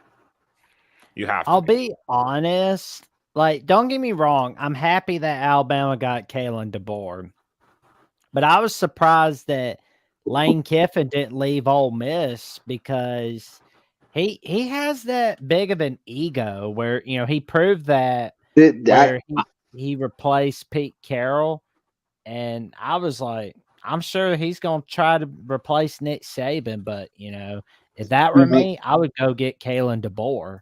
I think I don't think Kiffin was ever offered the job, was he? I mean, I bet he was. I think I can't imagine. Well, offered. Wait, I don't know. Hold on. Offered. I don't know. I think though, all things being equal, I think they would have taken Kiffin over DeBoer. I think Kiffin would have taken the job. Kiffin's not going to leave Ole Miss for Alabama. No, I think he has his eyes on Florida. To be honest with you, for a number of reasons. Oh wow. Well, yeah, he's just waiting 1 year for that Florida job to come open. I could see that, honestly. You know, UCLA, you don't want to follow a legend. And maybe, you know, like you just said, maybe he learned his lesson. You know, he was young and cocky, and he realized, okay, if you roll in and try to you know replace a legend, then you're going to run to the Gene Bartow school of hard knocks. He's the guy that replaced John Wooden at UCLA. And he had an amazing record. I don't know what it was, but he just won an absolute crap ton of games, you know, and went, you know, made the only mistake and won the Pac-12 twice, and they fired him 2 years later. Because you know why? Because he's not John Wooden. He's not winning back-to-back national championships. I don't know if you're I know all these coaches are alphas, dude. They are, every one of them. I know we joke about some coaches, but you don't become a head coach at the Division I level and not an alpha and not, you know, sure of what you can do. But I also think that Lane Kiffin realized, because Lane Kiffin's also, remember this, Lane Kiffin spent a lot of time in Tuscaloosa, and he knows the expectations, and he knows the boosters, he knows all that, the machinations behind the scenes. I think he might have been tempted, Sean. Again, all this is all speculation. And maybe he didn't even get offered. I'd be surprised if he wasn't at least in the conversation, period. Well, it's the same. It's the I same. thought he was illogical. I honestly thought he was the only guy that logically fit. I didn't really see. I think there's a lot of warts on all the other coaching candidates around, but from what I've heard is from his time at Bama, he kind of turned a lot of people off. He kind of rubbed a lot of people the wrong way, and that might have prevented him from actually getting this job. Even though I think he's probably matured a lot since then. But these are the things we'll never know for sure. No. Is that who were they actually looking at? Who were they targeting? Who did they actually really talk to? And then especially who did they potentially actually offer? Those are things we'll never know from behind the scenes because, again, if you asked anyone outside probably Lane Kiffin, it was Dan Lanning. Yeah. And Dan Lanning was like, no. But do you think that he didn't get a call probably? He at least got a call. I mean, I heard that Dan Lanning did not receive an offer to take the job. Well, that's what I mean. I mean, the point is we've heard now, but it was blowing up everywhere. It's Dan Lanning. And to me, I thought it was going to be Lane Kiffin. Kalen DeBoer kind of, I mean, I'm not shocked that Bama went after Kalen DeBoer. I'm not shocked by that with the success he's had. But the point is, well, those are the things we'll never know for sure. So it's almost like just speculation or rumors or reports. But you'll never hear an actual Alabama official go, yeah, we called him. He didn't answer the phone. Or we called him. He said no. Or we'll never hear that type of. Well, and Tim, I think you're right about Lane Kiffin wanting to go to Florida. I could definitely see that happen. And my question is, because I know that John Canzano was talking about whether Jonathan Smith is going to regret taking the Michigan State job and not waiting for a job like, say, Washington or possibly UCLA. Are we going to see that same thing with Jed Fish once Florida opens up? Like, what was the last part? So I got cut out. Well, I was talking about where John Canzano was talking about how Jonathan Smith is likely regretting not taking the Washington job instead of just waiting for, well, he said that he's probably going to regret taking the Michigan State job instead of waiting for Washington to open up or like a UCLA job. You think we're also going to see that same thing with Jed Fish once Florida opens up, or do you think he's happy where he's at Washington at the moment? I think Jed Fish made the natural progression to take that Washington job. And then the issue with Jonathan Smith, same thing. You know, it's hindsight's 2020, and all these things moved the way they did.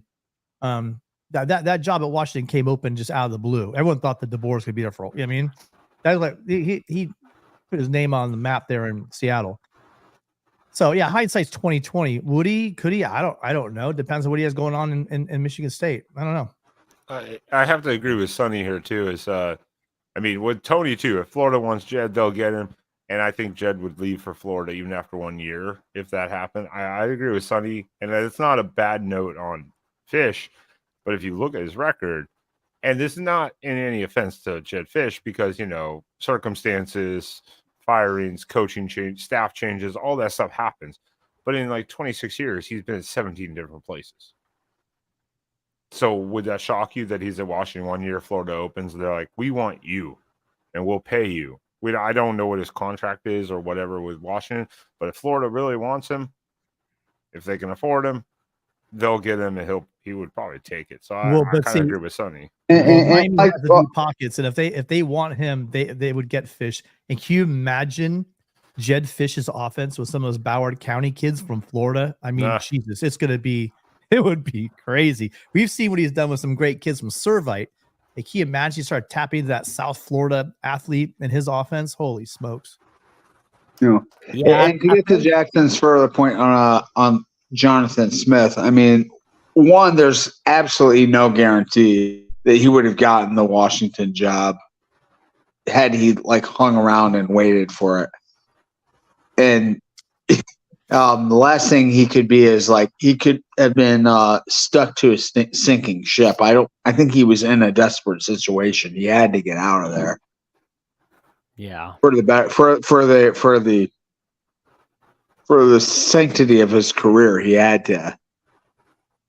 And a better life for his family, you know. Because of course. I mean, there's more money in Big Ten and SEC than there is in Corvallis, Oregon. Unfortunately, I have to. Tim, I think Tim clicked this one. I have to correct this. Kiffin didn't leave USC. USC, no. How do I say it? Unapologetically said, "Please don't come back." No, there is a verb that arrived out of that incident. It's called tarmac. So technically, he wasn't actually fired. Technically, he was not actually fired on the tarmac. It was one of those little offices adjacent to. But basically, what it came down to is an argument. He wanted to get on the team bus and go back, and they said, "You know what? Nah, we're good. You don't need to come back. You're fired." That was after the USC at Arizona State. Arizona State, right? which sadly enough, it was the thing is Kiffin. I think did they put up 50? I can't remember. It was a high scoring game, but it was like 62-51 or something like that. SC scored like 51 points and he got fired. Why? Because they gave up 61 points in that game. So, and which was really kind of unfair because this is, you guys remember this also. That's the year when the defensive line and the lack of line depth and whatever this is when you lose 30 guys on scholarship. USC did not have a full roster of players and they got worn down. That was still Monty Kiffin too, right? Wasn't it? No, Monty was gone. Okay. I couldn't remember if he was still the DC that year or not. God, I'm seeing his face right now, and I'm like, I can't believe I'm blanking out on him. He was at Arizona DC for a while, the Cardinal DC for a while. What's his name? But Steve Wilkes. No. But anyway, so to be clear, he left Tennessee, and Tennessee burned burned Knoxville down, right? Huh? You're thinking of the name? Was it Monty Kiffin? No, Monty Kiffin. No, he was in Tampa Bay. No, I'm talking about. God, okay, hold on, I'll look it up in a minute. But Tennessee lost their mind when Kiffin left because they wanted him to stay because he had some promise. He had a promising season. Kiffin got shown the door at USC, but again, I would say not at his own fault. I mean, it's just literally the height of the sanctions, 30 scholarships taken away. There wasn't much he could do, and yet he was still the crazy thing is he was still getting like top 5, and in one of those years where he was only able to get 25 because they had 20, right? You can get to 25, but they docked 10 of them. With 15 scholarships, he was the #1 recruiting class in the country. That shows you what he was doing in recruiting. So I've always had a soft spot because he walked in when USC needed him. I mean, everyone knew that was gonna be a tough job to take, but he took it anyway. Sark did have a fun time at USC for like 5 games. Lane probably spent a year in Knoxville and was like, this isn't my scene. Exactly. I need to get to. He named his kids Knox. His son's name is Knox. No, he liked Tennessee, but his dream job was USC. I mean, that's just the way it is. Yeah. And people in the SEC and Tennessee said they could not wrap their heads around the fact that someone would not want, kind of like, people in Oklahoma can't wrap their heads around that maybe there's a different school that someone sees a better opportunity at. Doesn't mean that one school is better than the other. It's just where someone, it doesn't even mean anything. It just means that coach at that moment says, I think that it's in my best interest to go to this school. And then people take it so seriously, it becomes scary. Yeah. I mean, that's it. It's like, it doesn't mean that one school necessarily. I mean, if someone's going up a level, it's for their promotion, their progression as a coach or whatever. But just going like Tennessee, USC, or if USC went to Tennessee, it's not necessarily because that could just be because maybe a little pay differential. It could be just because they're like, you know what, USC is not my scene. Tennessee seems like a better fit for me culturally to build a program where I'm going to have this type of control. There's a lot of parameters and factors that go into a decision. So, I mean, That said, USC has never lost a coach that left for another coaching job. So I'll just leave that one there as well. And we didn't this year either, so don't worry. Again, Oregon fans were literally jumping off rooftop buildings. And I don't think Ohio State ever has either. Ohio State's never had anyone. And I mean, and I give when any of our school loses a coach, like Chip Kelly going to the NFL, that's like going from a Power 5 or a Group of 5 to a Power 5 job. It's kind of a jump up. Take a shot at like Pete Carroll leaving USC. Whether you say it's sanctioned, what he went to the NFL. It's a jump. It's a jump. Well, I know, but I'm just saying it's a move up to a different level. So you kind of like can't fault him. A coach going to as like Kiffin going from Tennessee to USC because it was his dream job. Well, Taggart was there for 1 year. Whatever. Okay, cool. Thank you. Cristobal going to his alumni. We couldn't blame him. At the same time, we were like, bye. Miami, have fun. At the same time, we were like, bye. I mean, Oregon didn't even try to match an offer from Miami. They were like, you want to leave? All right. I mean, they're going to pay us the buyout, so whatever. Okay, bye. in some situations, respect, so your situation with Taggart was a lot like Tennessee's situation with Kiffin. Like, he was there for like a minute, and then he bolted. Yeah, he was there. He kind of stabilized things. He kind of rebuilt it a little bit, helped out, and then he took the same thing. He took his dream job. Yeah, left, but he was only there for a minute, so it was like, all right, thanks, bye. I mean, you didn't feel jolted at all that he left. So no, after watching that season, I was like, oh, thank God, because there was no adjustments. If you watch that whole season, every game, start to finish, minus when Herbert was hurt. Herbert got hurt that year, so that end of that year kind of went flat, and that's not exactly their fault, because the backup they didn't trust the backup. But first half they'd blow out a team. The second half the other team would catch back up, and Oregon would still win. But there was no second half adjustments by the staff, and that falls on the head coach. And he did that all year, like all year long. It was so annoying to watch.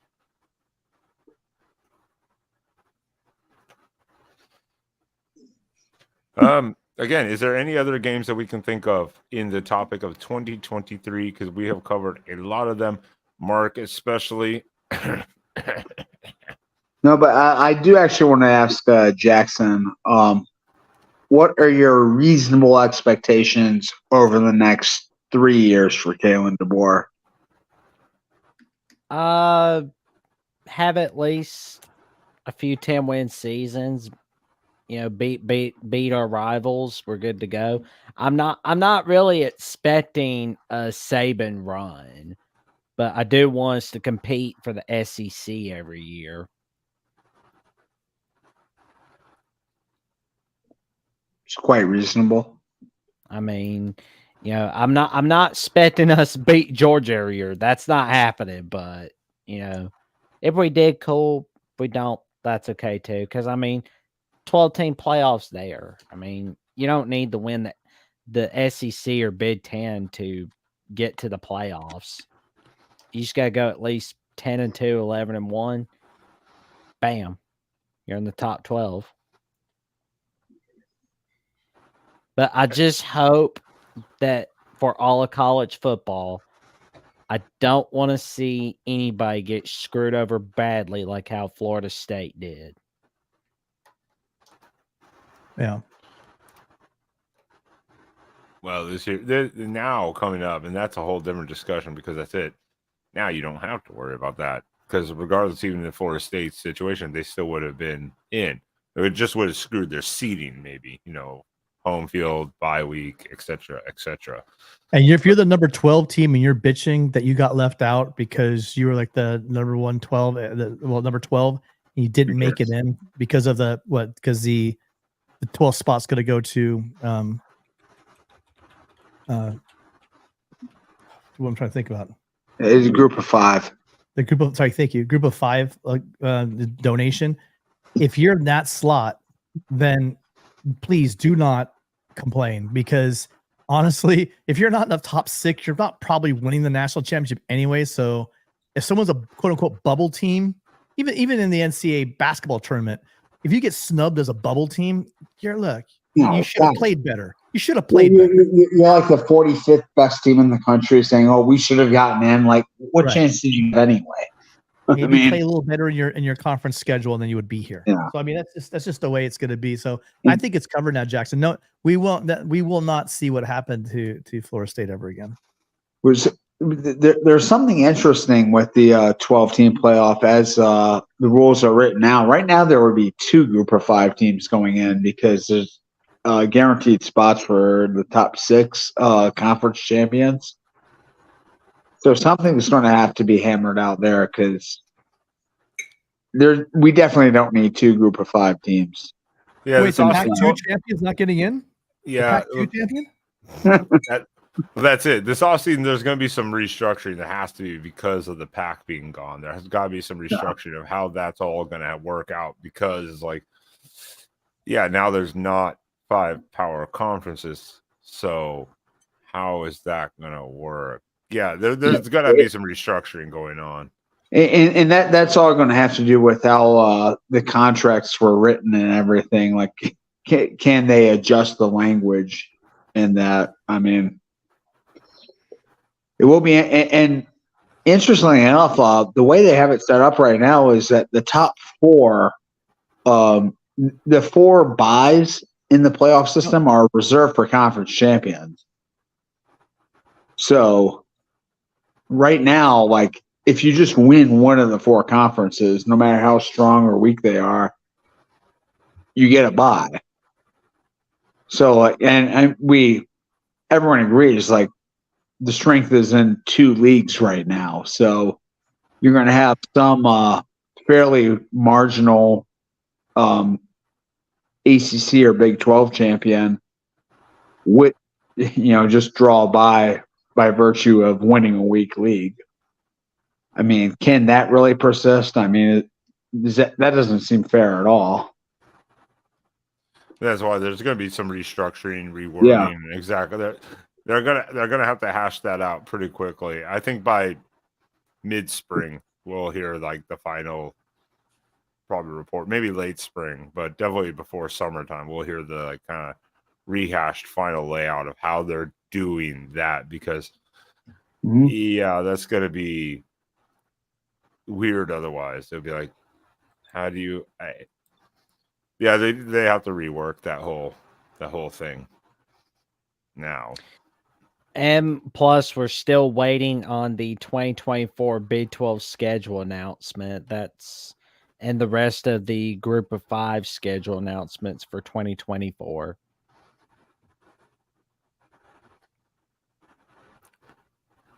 This is weird. I mean, normally aren't these schedules set? I mean, pretty several years in advance. Well, like the SEC, Big Ten, they have that announced before everybody. The ACC always waits till mid to late January to announce that, and it's the same thing with the Big 12. Late January, early February, the dates are announced.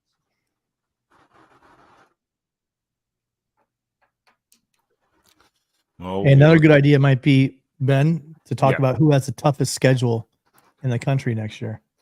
No. We've been going over this. You weren't listening to the show even while you were trying to fix your stuff. Which I was turning my computer off and on. Yeah.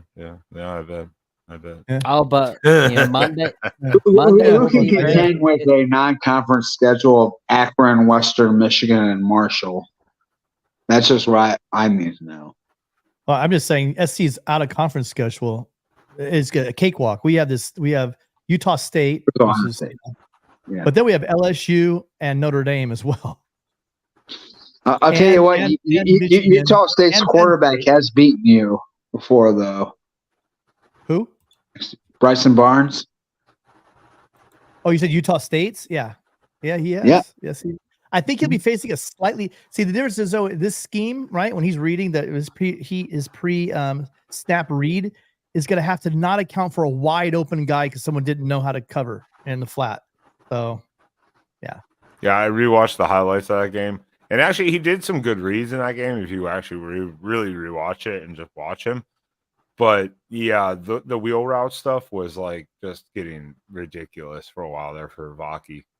That was getting ridiculous. and Grinch actually said in a media scrum that week, when asked about that wheel route, which Vaki did the week before, he said, "I didn't watch the tape." That was our defensive coordinator's direct comment, quote, that he did not watch the tape from the week before when they brought Vaki in and he did that wheel route. Then the one I'm talking about is when Domani Jackson has no idea who to cover. It's like 3rd and 16. The guy slips out. God damn, what's his name? Anyway, slips out to the right and he's wide open for like a 30-yard gain because nobody decided to cover him. I mean, hell, I could make that completion. Do we have any word on where Domani Jackson landed? Anyway, Domani Jackson, I thought he answered the portal. What? He went to Alabama. Did he? Right? Jackson. Domani Jackson. Domani Jackson. I'm afraid not yet. Oh, really? He hasn't committed anywhere. I'm almost certain. Not yet.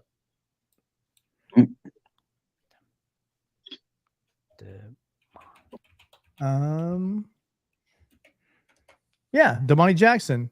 Yes, right. He did. Transferred to Alabama 2 seasons. Yeah. All right. Come on, Jackson. Yeah.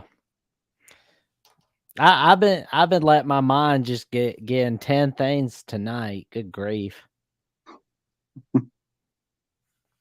Yeah, I mean that kid, he's a good one. He's your prototypical corner. The problem is, one, he was in a dysfunctional system with Grinch's mess up, but then also, he was coming. He missed 1.5 years with it because he had a torn ACL, so he missed his senior season.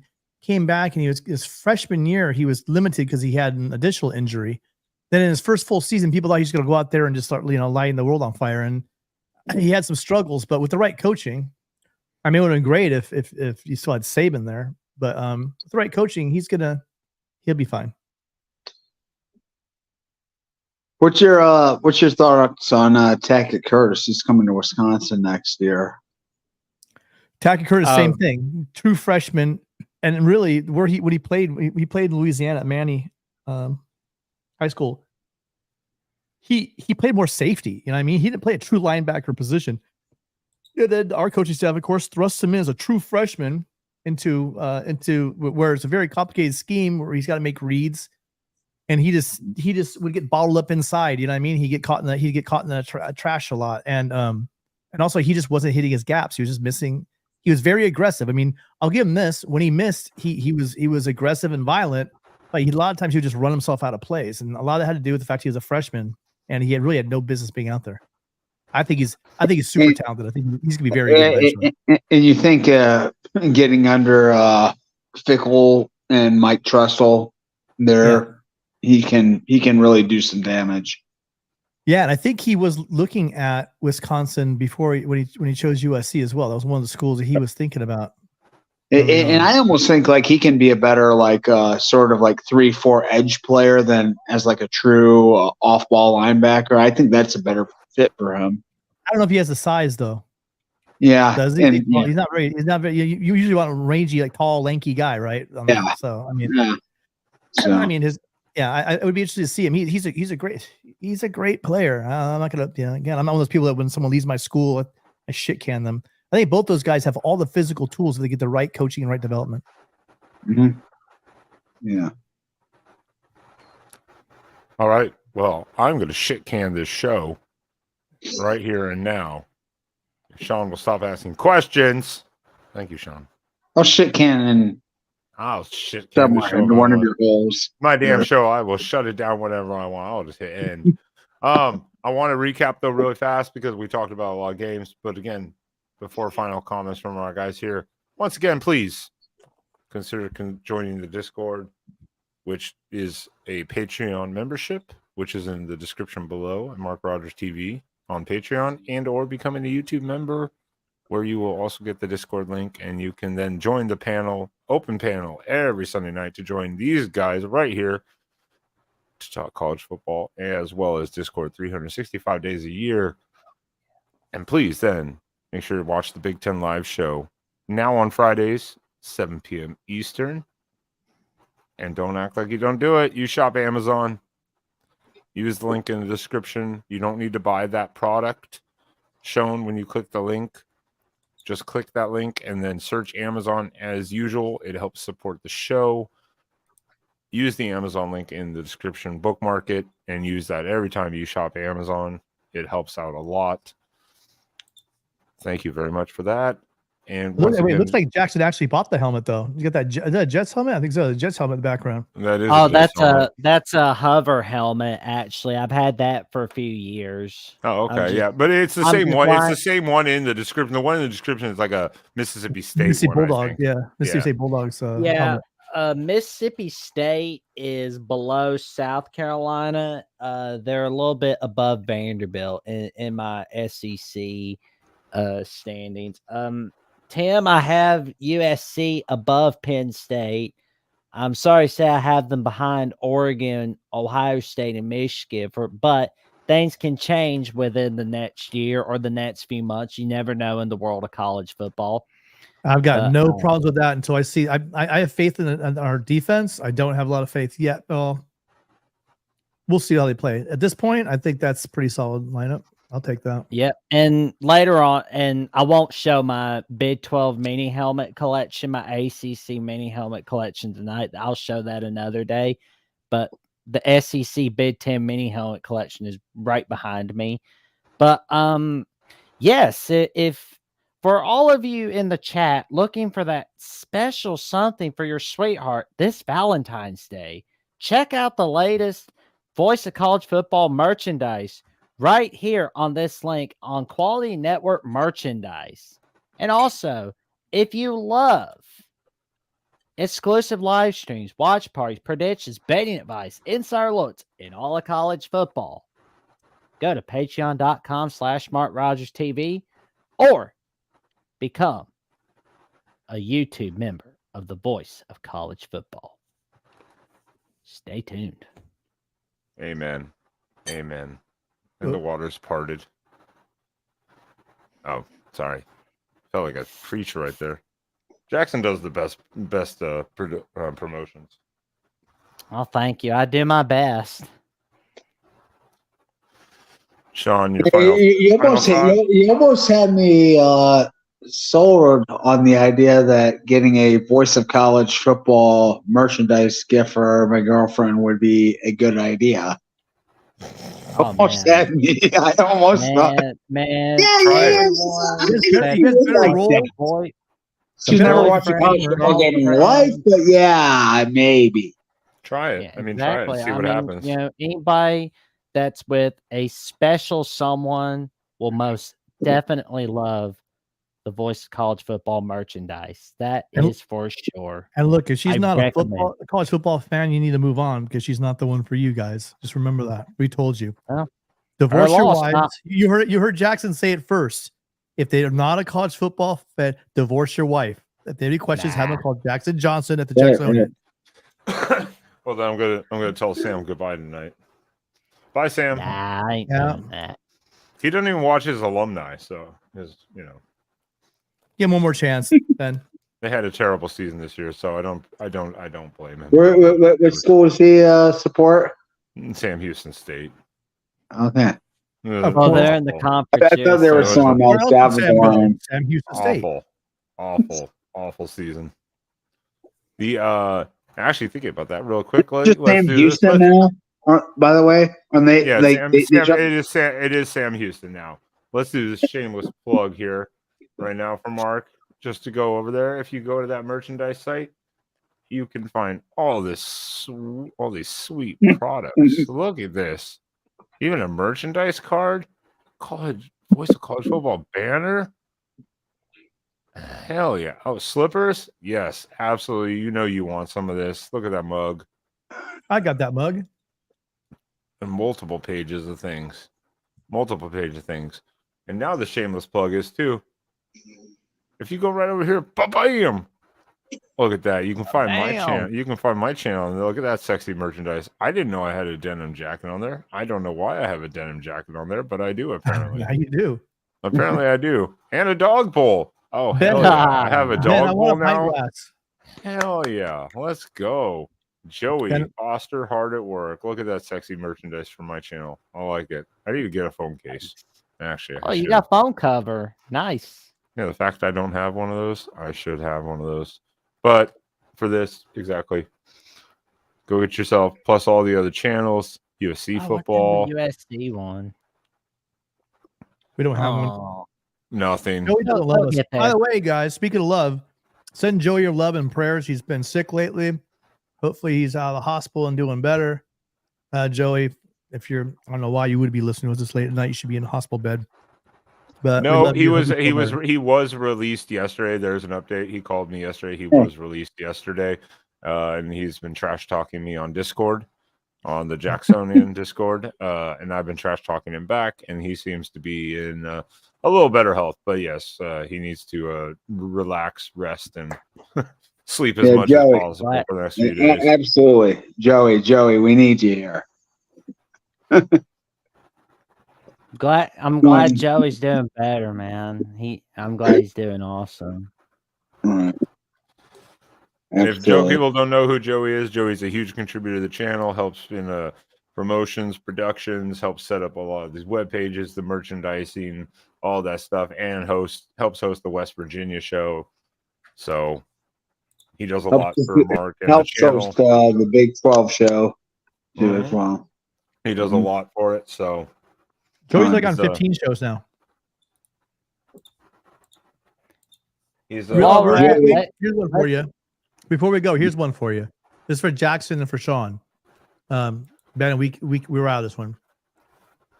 Who wins the Big Ten first, USC or Oregon? That's a good question. God, I definitely lean Oregon. Right here, I just think they're a more solid. Right now, I think they have I think USC has a higher ceiling. I think Oregon's closer to their potential right now. I think honestly, for now, I'm thinking Oregon gets the Big Ten title first for now. But once USC's defense is fixed, which I believe it will be for 2024, USC has more of a chance. But I think the question is, will we see 4 Big Ten teams in the 12-team playoff? That's the interesting part, and that's when we're going to go over the whole conference kind of realignment projection of the scheduling as we see them, because especially the Big Ten, like I said, Oregon channel, we're going to do that this Wednesday night instead of Tuesday, as I'll be busy. So Wednesday night we'll be doing the look ahead into the schedule, because again, it's just so different now, having to take it all in and go, yep, this is reality now. So we're going to be doing that on Wednesday night, and it's just going to be interesting. It's not necessarily projections of winning, because of course every year is different, but it's going to be very interesting to see, because these are teams that don't usually, or if ever, play each other. So it's going to be very interesting the first year with all these different teams. I mean, I know one team that's not in the conversation out of the new 4 in the Big Ten, UCLA. I bet you UCLA will do better than UCLA is going to do better than Washington next year. UCLA's got a better chance of having a drink at the bar at the Long Branch Saloon with Miss Kitty on Gunsmoke than they do at getting a 9-10 win season. Can I get a translator, somebody? I'm going to need a translator. He referenced a TV show from like the 50s here. Well, I was going to say, Tim, welcome to your life. You also have to travel. You also have to travel to like Champaign, Illinois, and stuff like that too. And all these places, Iowa, and Yeah, places. I'm looking forward to it. I've never been to Champaign. Apparently, there is nothing there. Apparently, it's just in the middle of nowhere. Are you surprised? Well, I've never been there. I've never driven through it. I've never seen any highway signs for it, and I've been basically everywhere in the Midwest. So no, I'm not. Well, I love that. Tim will love Tim will love Madison. He'll love Bloomington. You'll love East Lansing. I've been East Lansing. Oh yeah, okay. I had a friend. She went to Michigan State. I went out there to visit years ago. Okay. Yeah. Okay. Well, I'm gonna go because hopefully I'm gonna have a media pass. You'll love it. You'll like Ann Arbor. I hope I get a ticket for that Michigan game. I probably still won't be able to get a media pass for that game, but I'm gonna push for it. There you go.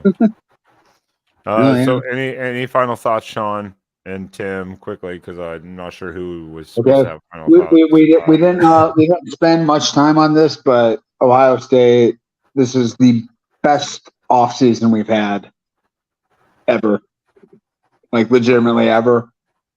Thank you, Nick Saban. Hey, I mean, wait till Harbaugh leaves; it'll even get better. Yeah, it might. I mean, who knows? I want to see Harbaugh come back and eat it once more, drive the record to 3-7 for his time in Ann Arbor, and then he can go. But I don't care. I mean, like whatever happens. I mean, I'm fully confident. I think this should be the number one team in the country going into next season, and all chips are like we're all. This is poker nomenclature. We are all in this season. Like there's no excuses. If it fails, then things need to change at Ohio State. But coaching then. What is that? If they lose, it's coaching. Mm-hmm. You guys are gonna have the best roster, maybe in the country. After what happened, to Alabama. I don't think it's. I mean, I don't mean to sound conceited. I don't even know if it's particularly close next year. An Ohio State fan Georgia will be very good. Hold on. An Ohio State fan not being conceited? Oh, come on. Sean, get the hell off this panel. No. I will say some of that super high talent is young, but you have a mix of both. But yeah, some of it's not. Some of it's got a lot of experience. It's all gonna be contingent on what does God, how quickly you forget the guy's name. Your quarterback. Will Howard. What Will Howard's gonna look like in that offense? Mm-hmm. And if he is everything I think he could be, then you guys are gonna go through the Big Ten like Sherman through Atlanta. That's exactly what it's gonna be like. It's just gonna be you're gonna out talent everybody, and you're gonna run that run game with Judkins, and Henderson and Howard. That might be some nasty stuff, dude. That's all I'm gonna say. Yeah, and I've been saying this, like a big part of our problems in the run game is we just line up, we put one back in the backfield with no threat of QB run. That's exactly. And we just try to go real static and just push through you. And no matter how talented you are, that's a difficult task. It's kind of lame to run like a zone read with a statue quarterback. It's just almost a waste of time. And USC did that for a couple of years as well. It just looked absolutely horrible. And when you do it with like a Caleb Williams, or when I'm not saying that Will Howard is Caleb Williams. Will Howard's not gonna have that lateral speed, but if he has a gap anyway, if that defensive end bites in, right, that rush end comes in, he's gonna be gone. He does have the speed, straight line speed, that if he gets going, he's picking up 40, 60, or even housing it. So yeah. Well, I mean, it's exactly like it was with Tebow at Florida, right? I mean, like almost just the threat and just the ability to, I mean, it keeps the defense on their heels. Like it keeps an extra that in that line of scrimmage. He can't just crash down and blow up the play. Yeah, I mean, Howard, I would say is a lead arm strength. He's got a better arm than Tebow, in my opinion. He does. He just does. But It's gonna be interesting. Again, that's your wild card. That and your offensive line, but I mean, we'll see. Yep.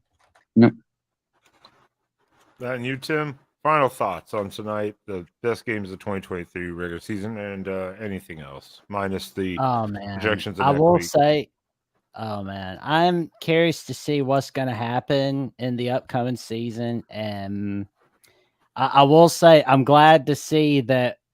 You know, looking back at it, it was fun seeing Oregon give the Matt Dillon backhand to the Colorado Buffaloes. That was pretty cool. I had to throw that in there, especially for one of our viewers in the chat. Just go. They deserved it. They needed a reality check. There you go. Give them that Matt Dillon backhand. What's the over under with Coach Prime at Colorado? I'll set a year and a half. We did the over the under.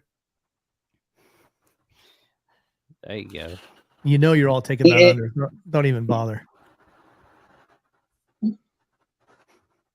So that was pretty fun to see. I mean, I love it when Bama gave that backhand to Tennessee in the second half of that game. But you know, it was a great one. But you know, it's an honor being able to discuss the top 3 games of the 2023 season.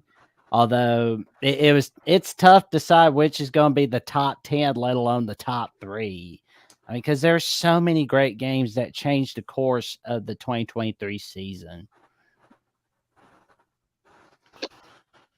Or we're definitely near calls, too, that could have changed it, too. Yeah, and vice versa.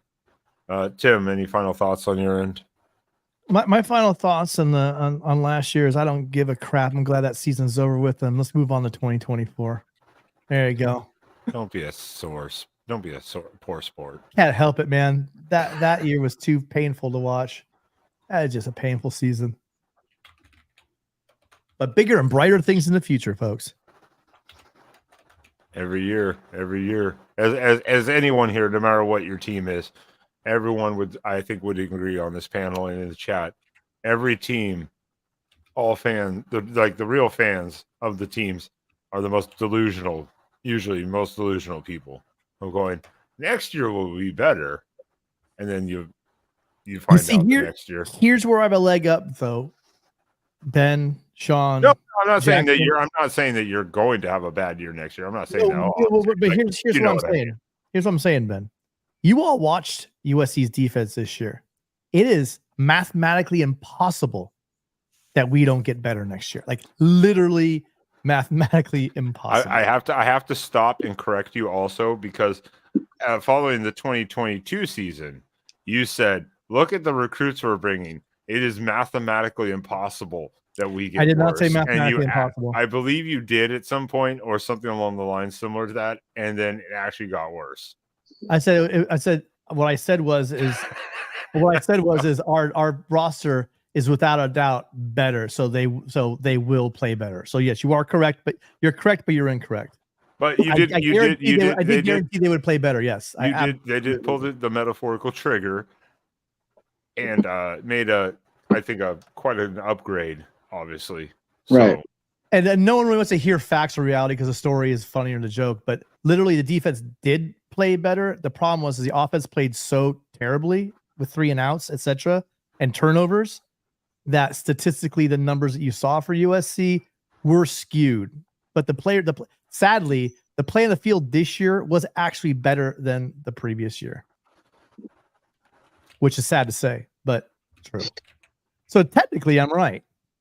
But I thought that'd be a hell of a lot. But wait. So mathematically, it is possible for you to get worse. You could just go back to how bad you were in 2022 then, right?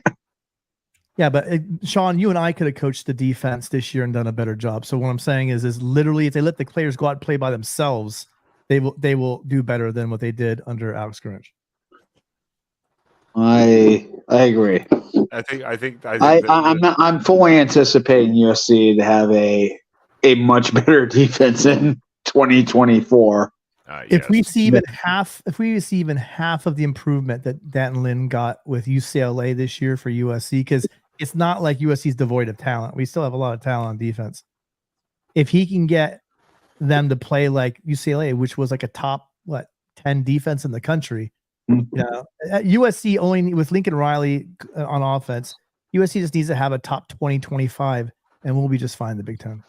Yeah, that's the same. It's the same as Oregon. We're like, hey, if this last year, if we see a big jump, and we weren't talking. I mean, we did say at some point we're like, hey, yeah, right now we're 10-10. We know that's going to drop, but we're like, if we can get to the top 30, 40 range of defense compared to the year before, that type of significant jump, you're going to see a huge difference. And you did, outside of some of the offenses that you play, of course, because USC is going to put up points, Washington is going to put up points. Certain teams are going to do that, and we saw it, and so we're like, okay, we see the improvement. USC will see that improvement. Well, yeah, I made a joke. Sean, plug your ears. I just said, just join the Big Ten. Our defense will get better. Oh,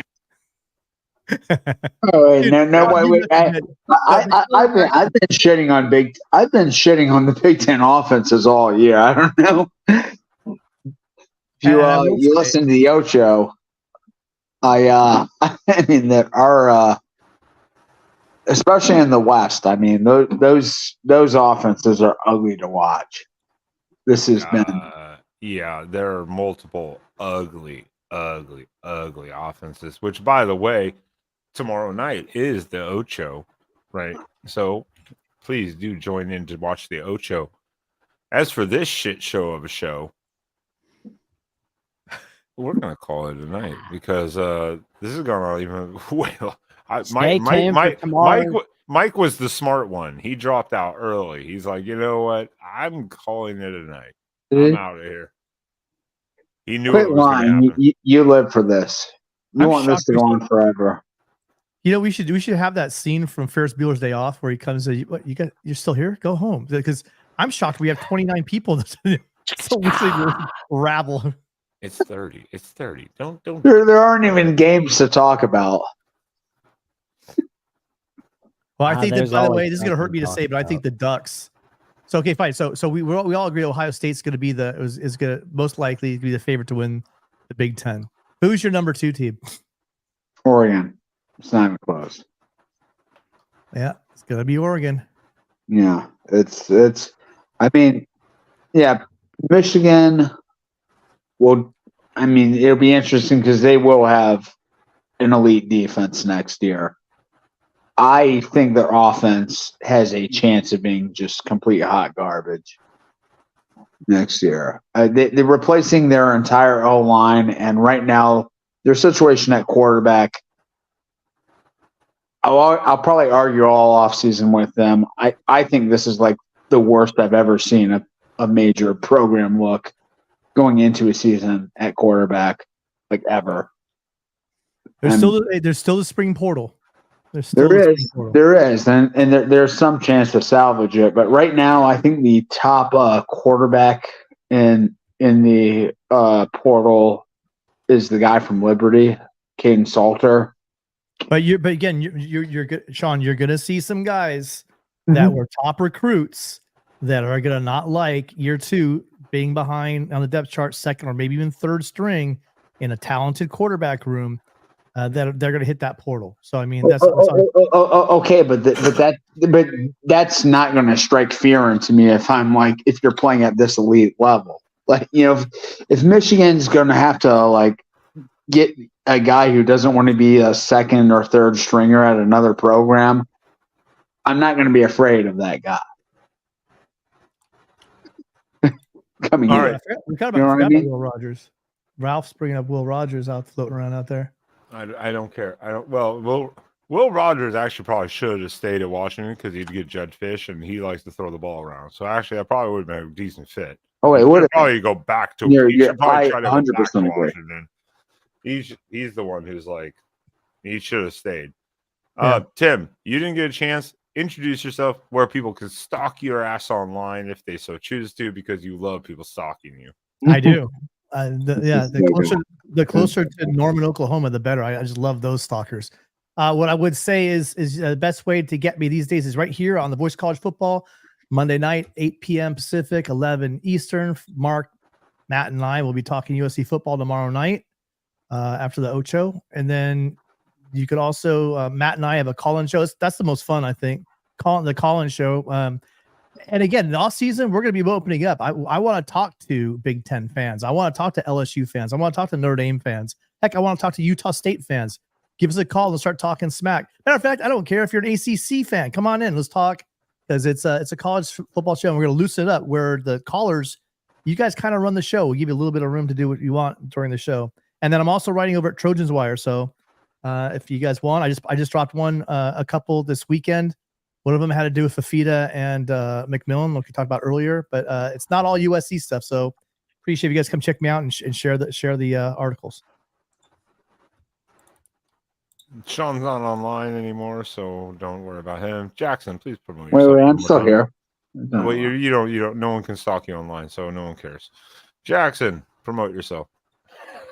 Well, they can find me on Twitter at Jackson09960335. They can find me on Instagram and threads.com at JacksonJohnson543908. And they can find me on Jackson Johnson 979, where I am 221 subs away from getting to 500.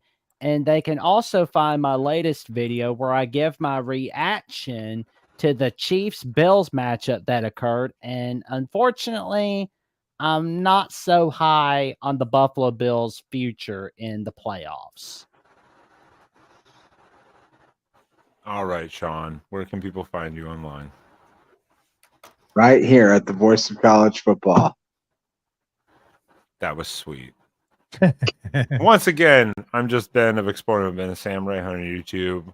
Links in the YouTube channel to all the subscriptions, all the socials, all that stuff kids do these days.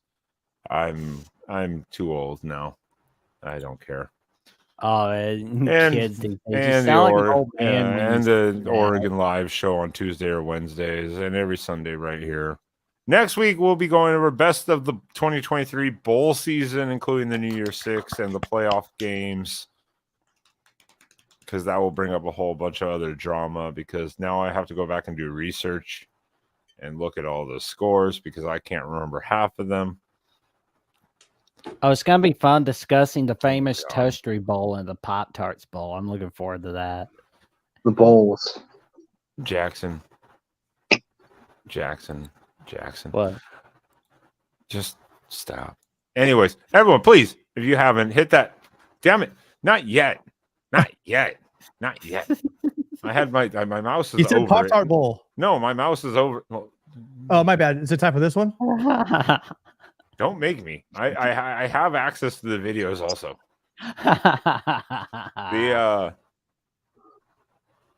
There you go. Once again, if you haven't hit that like button, please do, and consider subscribing. Do consider becoming a YouTube member so you can join the Discord. If you do become a YouTube member, all you have to do is email Mark, which is in the description. He will give you the Discord link. And you can join us here on the panel every Sunday. And again, next Sunday, we'll talk about the best of the bowl season, including the playoffs and the New Year's Six bowls. And as to that, for tonight, gentlemen, thank you very much. Everyone in the chat, thank you for your participation, because there have been a ton of games that have gone over, and all of them were very good that were mentioned. And once again, I would like to thank everyone. And please, join us next Sunday right here on the After Dark show on the Voice of College Football. Pop-Tart, play me out. God damn it, Tim. Takes a second. I know. I double-clicked it, so it ended. Oh, look at that dirty Pop-Tart.